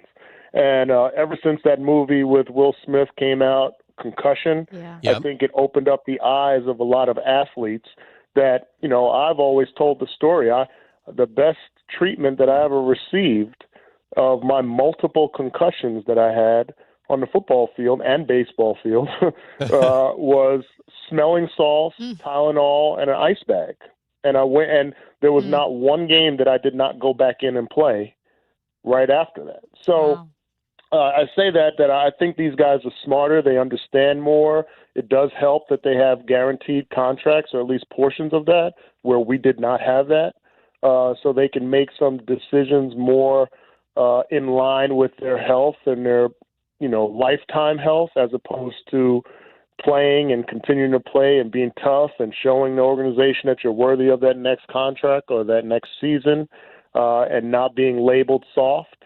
That's kind of what our era was, and this era is new. So I think guys do take it all into consideration, but mainly I think guys just recognize, like, what I do during the off season, what I commit to in regards to keeping my body in shape, getting in shape, being the best I could be on the field. I think there's a time, whether it was Kobe Bryant, Michael Jordan, Travis Kelce, whoever, John Elway, all these greats. The weather pattern across the nation is. Oh, sorry about that. That's all right. I can't pay the price anymore. So it's just a different dynamic. I think Barry Sanders was that first guy that I saw who made a life choice. Barry walked away arguably at the top of his game. And he said, I've seen too many guys who can barely get out of a chair now. And I think of Earl Campbell and the punishment that Earl did to his body and what we see him like now. And then Barry's like, no, man, I've got enough money. I can live a great life, but I'm going to be able to get around when I'm in my 60s. I'm going to get around when I'm in my 70s. And he made that choice. I want to ask you, because it's been a big story over here, and it's been a big story throughout the state of Missouri. How has the Chiefs, looking at building the new stadium in Kansas, do people over there, are they losing their mind, or are they like, so what? So they're on the other they're on the other side of the border, but they're still close by. Do people over there care, or is it as big a story as what I've seen? Well, it's been a huge story for sure, and I would say it's probably 80-20 in regards to people who care versus people who don't. There's a lot, as you all know, there's a lot of pride that has been taken in regarding the Chiefs. Now, it's not to slight the Rams or the Cardinals as far as football back in the day, but you guys in St. Louis went through a little bit of a revolving door with professional football. Yeah. This is not the case with the Chiefs. Ever since they moved from Dallas, they've been here as the Kansas City Chiefs. And from 1972, when the stadium opened, it's been Arrowhead Stadium. And I get it. Like, there's pride. There's a way you puffed your chest out. There's this fictitious state line that divides Missouri and Kansas as you drive down the highway here in Kansas City. And there are actual people that take pride in being on the Missouri side versus being on the Kansas side and holding their head up that they have the Chiefs and the Chiefs are their property.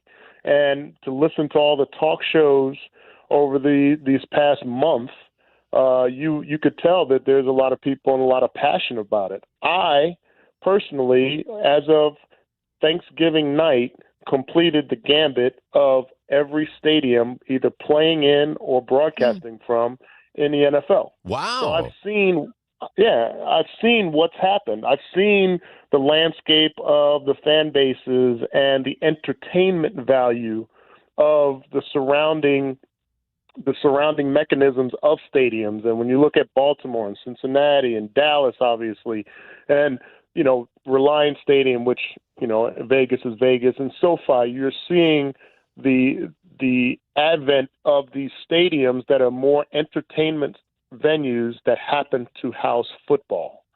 And so I'm privy to a different perspective than a lot of the fans that have lived and died and only gone to Arrowhead Stadium, and generations of season ticket holders, and they know the shortcuts into the stadium at Truman Sports Complex, and they got their parking spots that they get to at 6 a.m. so that they can tailgate, and it's a routine family days and all of that stuff. So I get it, and I'll be talking about this on my Players Only show next week a little bit more, but I get it. I get that whole bond. But my perspective, I've seen the other side of the fence, and I can envision how that complex will be, where you'll have hotels and restaurants and bars and all of that stuff that will make it a 365-day venue as opposed to just a football stadium.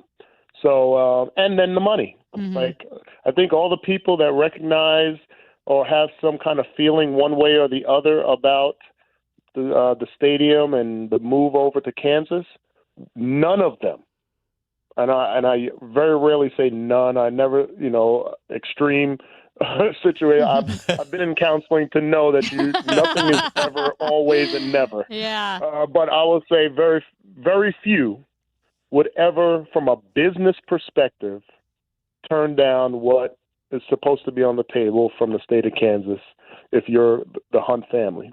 You just wouldn't. Now, if you're putting feelings and stuff aside, you just would not turn that down. So I think there's a mixed brand, and I just hope that everybody still buys into the Chiefs and still supports the Chiefs team and the Chiefs players in 2031 when that happens. Well, thank you, Danon Hughes, Kansas City Chiefs radio analyst, former wide receiver. They can still listen. There's still Week 18. They can listen right here on KMOX to your broadcast, you and Mitch Holtis. And we dodged talking about the team. We absolutely did. It was a brilliant filibuster. I wish you the very best 2026 with Earth, Wind, and Fire. Yes. Yes. Absolutely. Absolutely. Thank you, Appreciate Danon. it. Yep. Talk to you soon. Bye-bye. That is Danon Hughes, Kansas City Chiefs radio analyst, former wide receiver, and excellent filibusterer. There you go. I didn't even bring up After the Love Is Gone. We were just going to let that go. Hey, guess what? Don't change the station because we're going to let you know who's made Team USA. Uh-oh. Ice hockey team, men's ice hockey team for the upcoming Olympics next. Hey guys, Dave Glover here from the Dave Glover Show. So, what is my show? My show is 4 different people living 4 different lives, all coming together every day between 1 p.m. and 5 p.m. to talk about life, actual life. Not so much headlines or did you see what Trump did today or XYZ. Never predictable because I never know what I'm going to talk about from one segment to the next. So it truly is unique and unpredictable. Join us. 104.1 FM, KMOX. Okay, we've got the chips, the fancy cheese, the sparkling cider. Oh, and I need to fill up the tank on the way home. Look at the cart. We haven't even hit midnight yet, and you're already blowing your save money resolution for next year. I'm not blowing it. I'm being smart. I'm using Upside. Upside? That cashback app? Exactly. I just claimed an offer, and just like that, I'm getting cash back on all these groceries. And I'll do the same at the gas station. It's how I earned an extra $250 this year. Wait, $250? Yep, that's extra cash I can cash out to my bank or throw onto gift cards to my favorite spots. Download the free Upside app and start earning cash back now. Use promo code POP10 for a $10 bonus on your first grocery purchase. That's promo code POP10. Make your resolution easy this year. Download the free Upside app today and use promo code POP10 for an extra $10 bonus on your first purchase. Offers vary by user and location at participating merchants. Go to upside.com for terms and conditions. The magic isn't over yet. Target's clearance event is happening now with savings of up to 50%. It's the perfect time to get set for the year with great deals on clothing and shoes for the whole family, beauty faves for every style, toys that keep the fun going, and so much more. Don't miss out because these deals go fast. Score incredible savings and keep the magic going during the clearance event, now in stores, only at Target. Restrictions apply. At Audion Hearing, our mission is simple: to make better hearing affordable for everyone. We're proud to offer high-quality, rechargeable hearing aids starting at just $98. Clear, comfortable, and ready to use right out of the box. And here's a study worth hearing. Research shows that wearing hearing aids can reduce your risk of dementia by up to 61%. Join over 1 million happy customers and hear the difference today by going to audionhearing.com. That's AUDIEN hearing.com. Leave all the 2025 dirt and celebrate the new year with our friends from Zero Res. Carpets, tile, rugs, upholstery, hard surfaces, basically every surface in your home can be Zero Resified, so it's time to call the cleaning pros at Zero Res. Zero Res has a 4.9 rating on Google. Bring in the new year with 3 rooms of carpet clean starting at just $119 plus a free hallway. Take 15% off regularly priced services when you mention the KMOX special 314-474-2020 or book online at ZeroResSTL.com. 100 years, one legendary voice. We live KMOX's century of service. Classic audio, photos, videos, and more at KMOX100.com.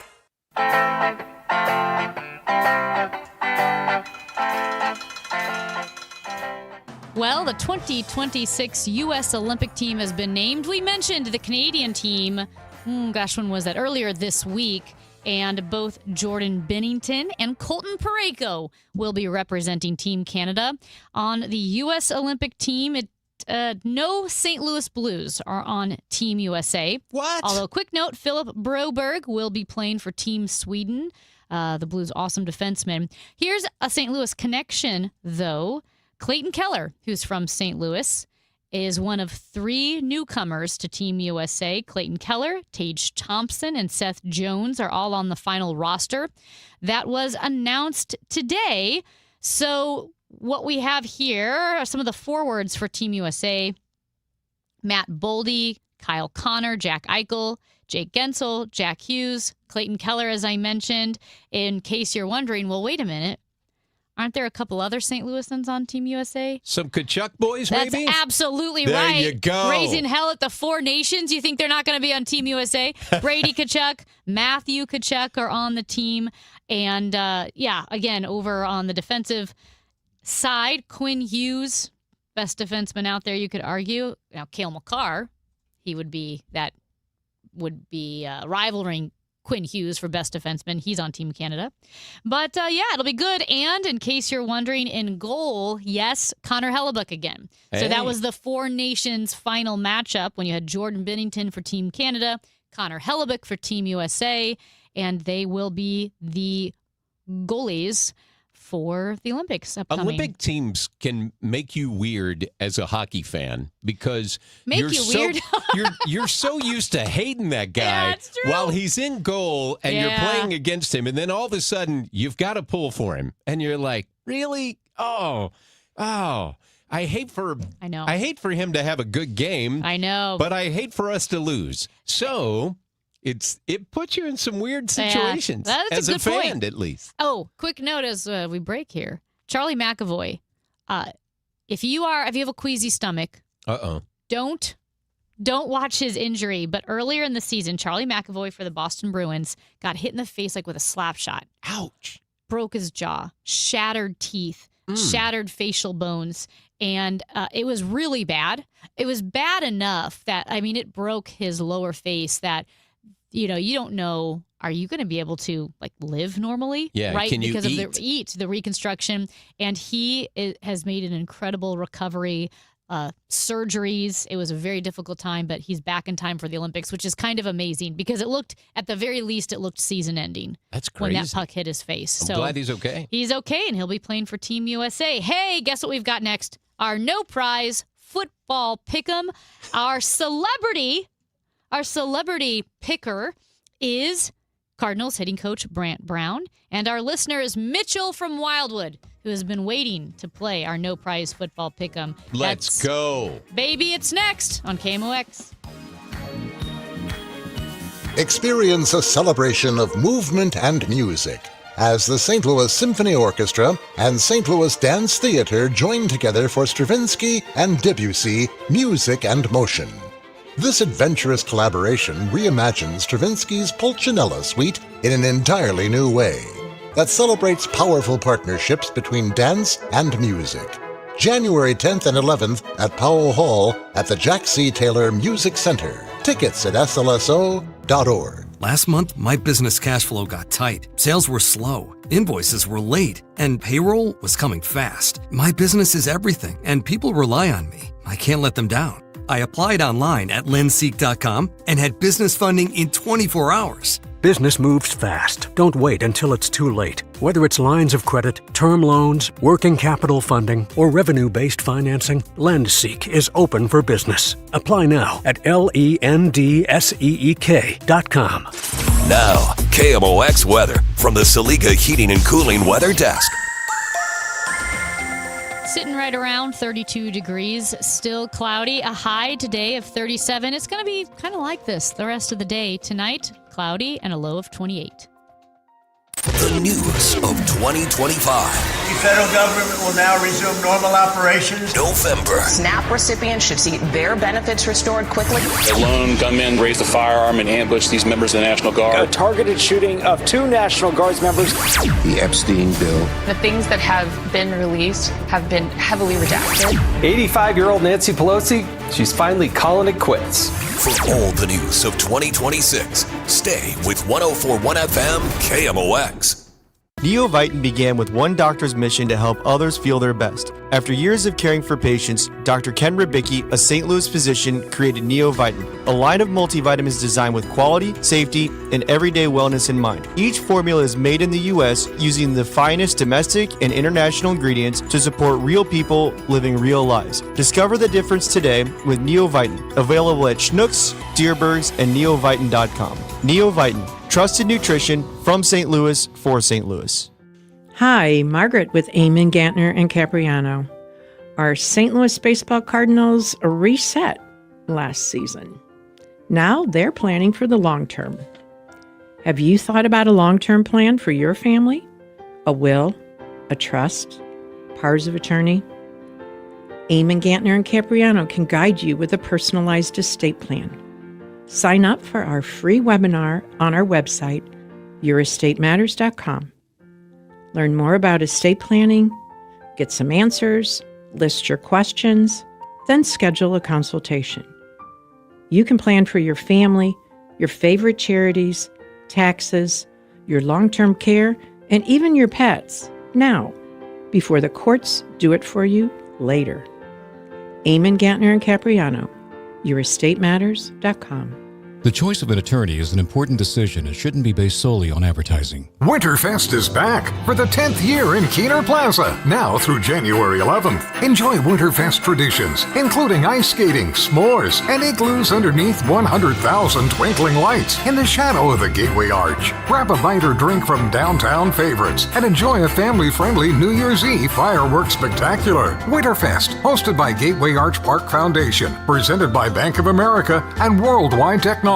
For more info, KMOX.com/events. Sunday, the Chiefs are back in action as they face the Raiders. Sightman Cancer Center game time, 2 p.m. Sightman Cancer Center, national leaders in cancer. The Chiefs, the Raiders, on your home for Chiefs football.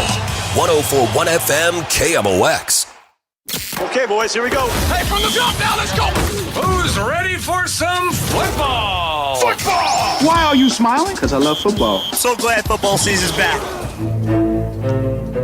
It is the final week of the NFL regular season. Week 18 for our no prize football pick'em. Mike Elam filling in for Chris Ranji. I'm fitting in as well. You're fitting Come on. in. I feel like you're fitting in great. I fit great. Swimmingly. What have you read? Let's see how Mitchell from Wildwood fits in. Mitchell, how are you doing this morning? I'm doing great, guys. How are you? Welcome, Good. Mitchell. Yes. How's Wildwood today? Wildwood is great. It's a little cloudy out, a little cold out, but doing great. Excellent. A lot of good times out in Wildwood That's I've weather had. from your window in Wildwood. And Mitchell, you will be playing against us, of course, and your St. Louis Cardinals hitting coach, Brant Brown. Brant, thanks for joining us on this extended holiday week. Yeah, Happy New Year. It's 70 and partly sunny in Arizona. Well, that's kind of a Yet show-off another move. reason why I want to be Brad Brown. As if that list wasn't long enough, now we've got one more. Brant, are you a football guy, like a big football guy? I'm not a big football guy. I'm a big uniform guy, but not a big football guy. Really? Hang on, uniform guy. Yeah, like... Say more. Yeah. Like traditional uniforms. Like I love Packers, Bears, Steelers, Raiders, more traditional type, Alabama, Georgia. I just like the look of kind of a traditional uniform compared to, for me, the only team that can really gussy it up is Oregon. Oregon does a lot of gussying, for They really sure. do. They like to Although gussy it up. I didn't like their uniforms this weekend because they were very non-Oregon. Really? Yeah. I would have had a white helmet with silver and black wings, maybe a shiny silver or gray face mask with that white top. I agree. Excellent. I like it. You weren't kidding. This guy knows his uniform. He knows his uniforms. Well, the good news is absolutely nothing is on the line today for our no prize football pick'em. Nobody wins anything, but we still have fun with it, so we you may have as bragging well. rights, so you can talk smack. And let's be honest, rights. isn't that why we play fantasy anyway? It's just our pride is at stake, right? That's right. Yes, and if you're like me, I don't really have a lot of pride, so Yeah. I'm just trying to make a living here, just doing what I can. Comes and goes. Okay, well, let's start then with a Saturday game.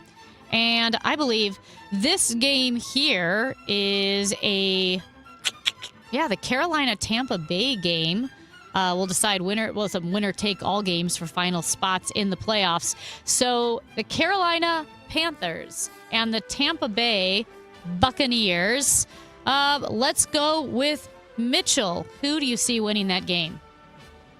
I think the Panthers are going to win it. They haven't made the playoffs since 2017, and Bryce Young's on a heater. There you go. And Brant. It's at Tampa, right?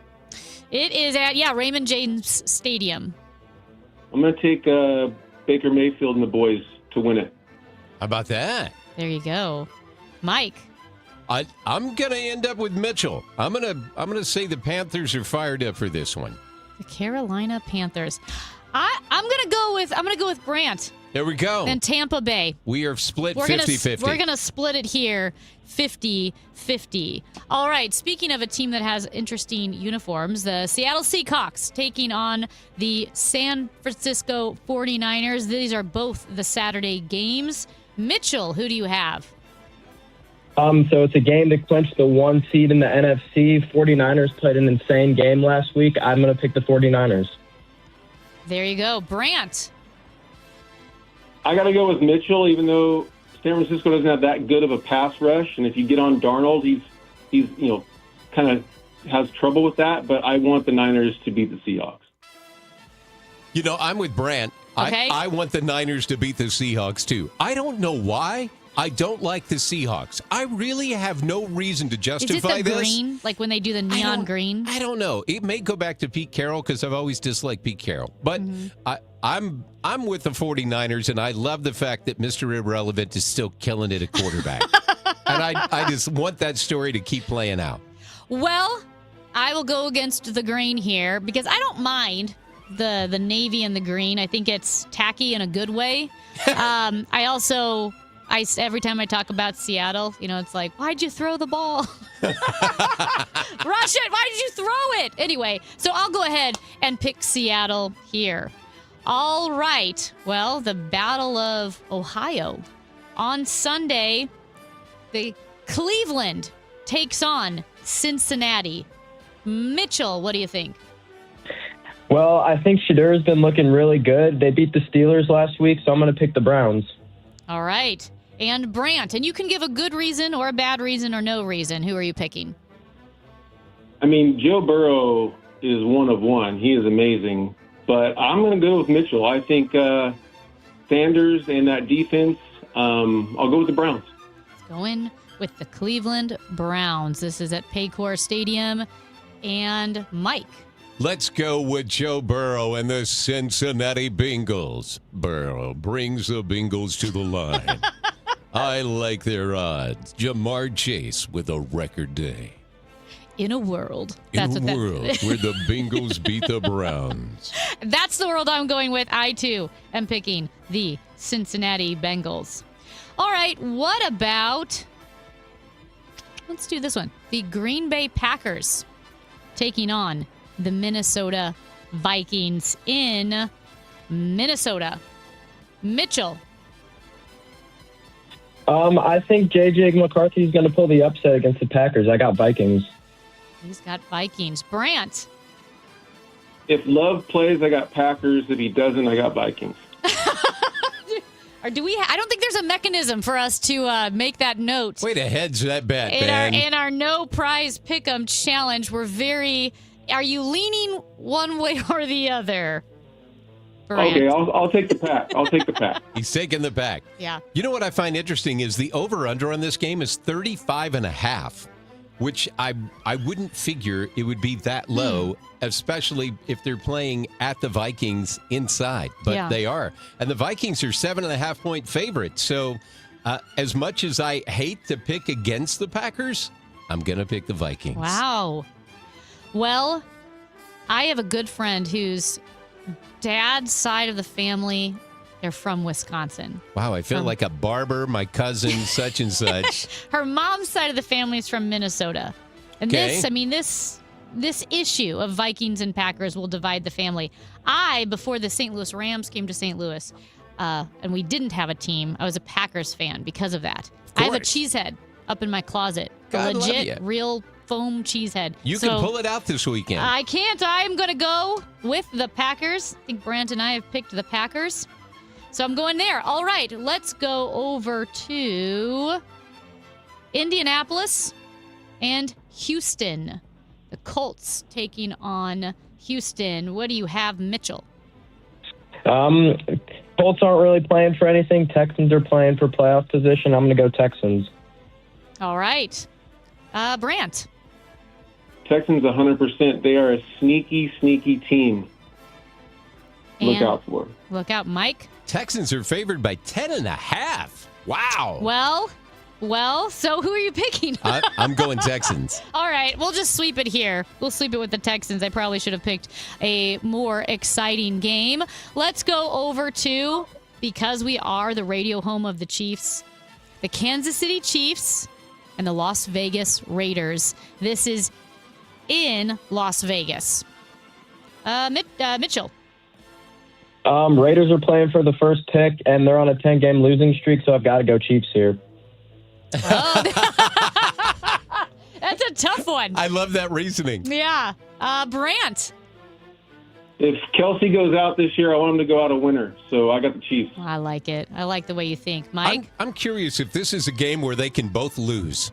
I'm thinking this may be the game where they can both lose. The factories of sadness implode. I'm thinking that the Raiders are going to blow the first pick. So I'm going to pick the Raiders to win.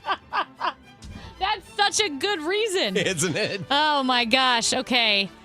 You know, I was going to go with Brant here because of the Travis Kelce and wanting him to go out as a winner, but I think I want the Raiders to just blow it. So I'm going to pick Las Vegas.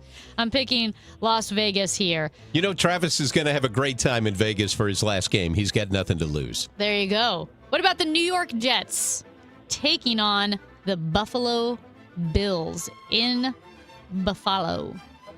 Mitchell. Bills playing for playoff seeding. Jets playing for absolutely nothing. I've got the Bills here. Mitchell has the Bills. Cardinals hitting coach Brant Brown. I'm going with Mitchell. Got the Bills. And Mike. I would love to see the Mizzou quarterback. He's going to start again this week, isn't he? Is he? Is he? I don't know. But I would love to see him have a great game, but there's no way the Jets are winning this game. Yeah. I think the Jets could play Sisters of a Little Poor, and they would their defense is that who the Billikens played last week? I think so. I think the Jets defense is so bad that Sisters of the Little Poor would beat them. Well, no matter who Buffalo was playing, I would cheer for Josh Allen. Oh, there you go. Big Josh Allen fan, so I too am picking Buffalo. So shall we move on to the Washington Commanders taking on the Philadelphia Eagles? Mitchell. Championship game rematch from last year. I think the outcome's going to be the same, Eagles. All right. Brant Brown. I feel like the Eagles are going to sit a lot of guys. But I'm going to go Commanders just because of that. That's a good reason. That's a better reason than I've had for most of my picks. Mike? I don't know why. This is another. I don't know why I don't like Washington, but I don't like Washington. Really? So fly, Eagles, fly. Interesting. I thought maybe you don't like Washington because Eagles fans are so amiable and likable and friendly. They threw batteries at their own players and they booed Santa Claus, and they're going to put Vaseline on all the light lampposts so they don't riot. The city of brotherly love. That's exactly right. With the most convictions. I'm going with the Commanders. There you go. I can't. Eagles fans are they're just rude. They're unpalatable from every aspect. Now we go to our Sunday night game. This is the Baltimore Ravens against the Pittsburgh Steelers. Almost said the Penguins. The Pittsburgh Steelers. The Pittsburgh Steelers. And the way this works, you pick the winner, and then you just pick the straight-up point total. How many points will be scored in the game? We use it as a tiebreaker. If we were to tie. So, Mitchell, who is going to win this Sunday night matchup, and what will the total point score be? I think the Steelers' defense is going to show up. They paid a lot of money for it in the offseason, so I'm going to go Steelers, and total points, 28. Wait, total? 28 total? So like a snooze 28 fest? total points. Wow, he is going under in a major way. Under. I don't even know what the... 41.5. Is that it? 41.5. Brant Brown, what say you? I think the Ravens are going to hand the ball off to Derrick Henry, and they're going to win it, and the total is going to be 54. 54. Wow. Mike? I'm with him. Let's hit away. I think King Henry is going to run, and I'm taking the Ravens, and I'm going to say 44. 44. Party fire. I too, I'm a Derrick Henry fan. So I am going to go with Derrick Henry and the Ravens. I'm going to say, how about 48? How about it? I don't have a good reason. I don't have a good reason for it, but I'm picking 48. Mitchell, thank you so much for playing our game today.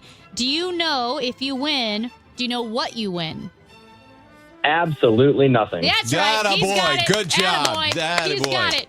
Mitchell gets it. Hey, Thank you, Mitchell. I got to ask Brant a question, though, because he's a uniform guy. Brant, yes. Do you have any input into the Cardinals uniform in the upcoming season? No, they usually do that on their own. But I have ideas, but no, I do not have any input on our uniform. Is it true that if you look better, you hit better? Well, I always just said if you're going to play bad, you might as well look good playing bad. So there's a point to it.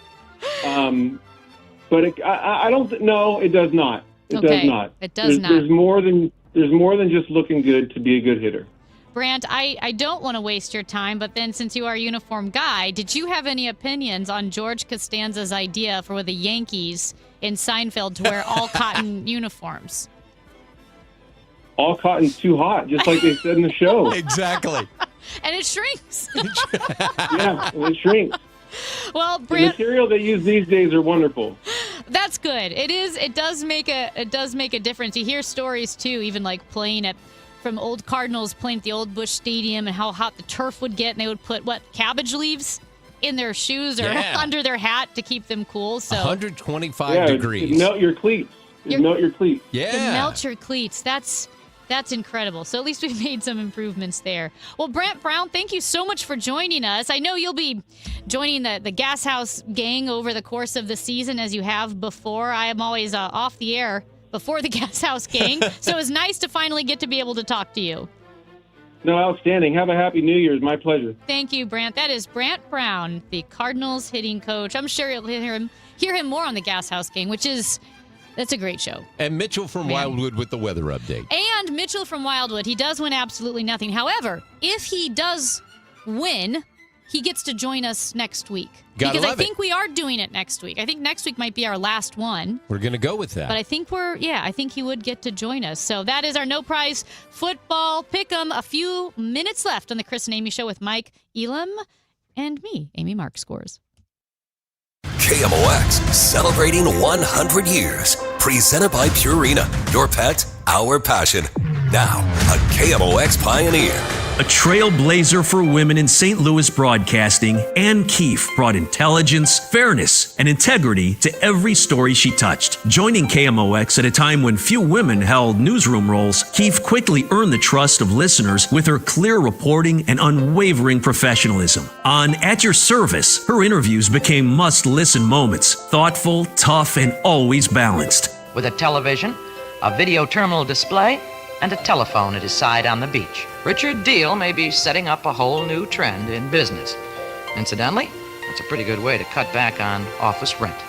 I'm Ann Keefe. Ann Keefe opened doors for generations to come and helped build KMOX's reputation as a station committed to accuracy, fairness, and the community it serves. Ann Keefe, a KMOX pioneer.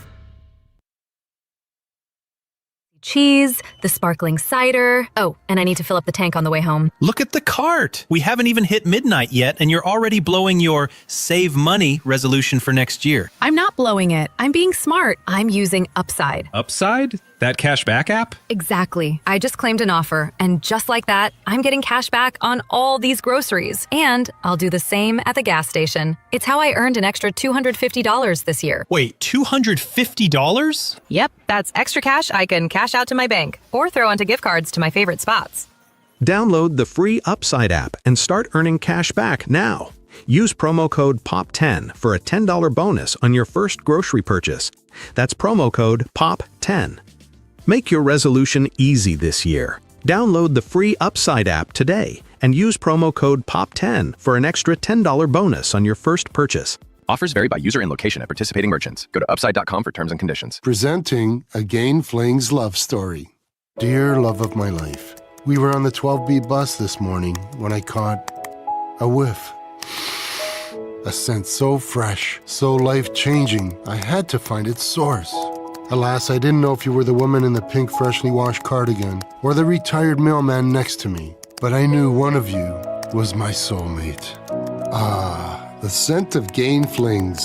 Try Gain Flings with OxyBoost and Febreze. My name is Whitney Allen. I am a widow. My husband Ryan died. We never thought in a million years we'd have to use life insurance. The unexpected happened. With Ethos, it is so fast and easy. It's 100% online. You can get a quote in seconds, apply in minutes, and get same-day coverage. No medical exams, and you can get up to $3 million worth of coverage through Ethos. Get your free quote at ethos.com/radio. That's ethos.com/radio. Time spent on application may vary. Online health questions required. Bernie Miklas here for Saliga Heating and Cooling. Our family's called the Saliga family for 18 years, and we are grateful for Saliga's honesty, knowledge, and professionalism. They're the best. For more info, visit SaligaHeatingandCooling.com.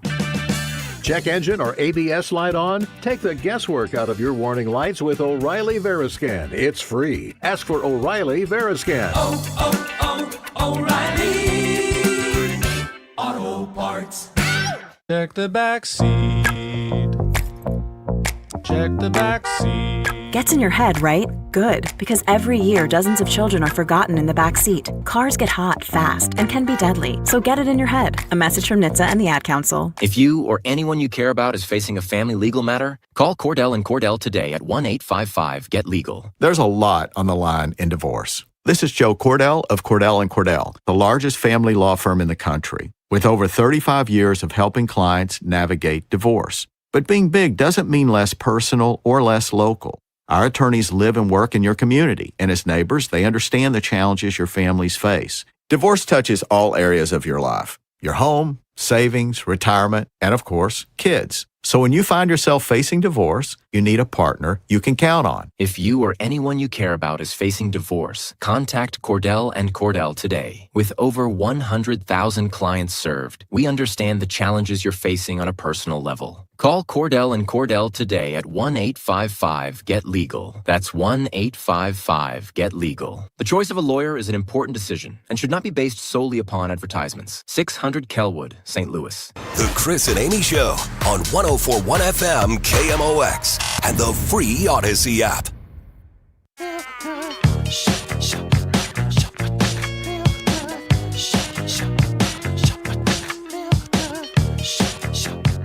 A couple minutes here left with Mike Elam on the Chris and Amy Show. Thanks for letting me hang out today. Thank you for coming in clutch and joining us in Studio B. Always happy to be here. Always happy to see the KMOX team. By the way, congratulations, 29 years, Megan Lynch on KMOX.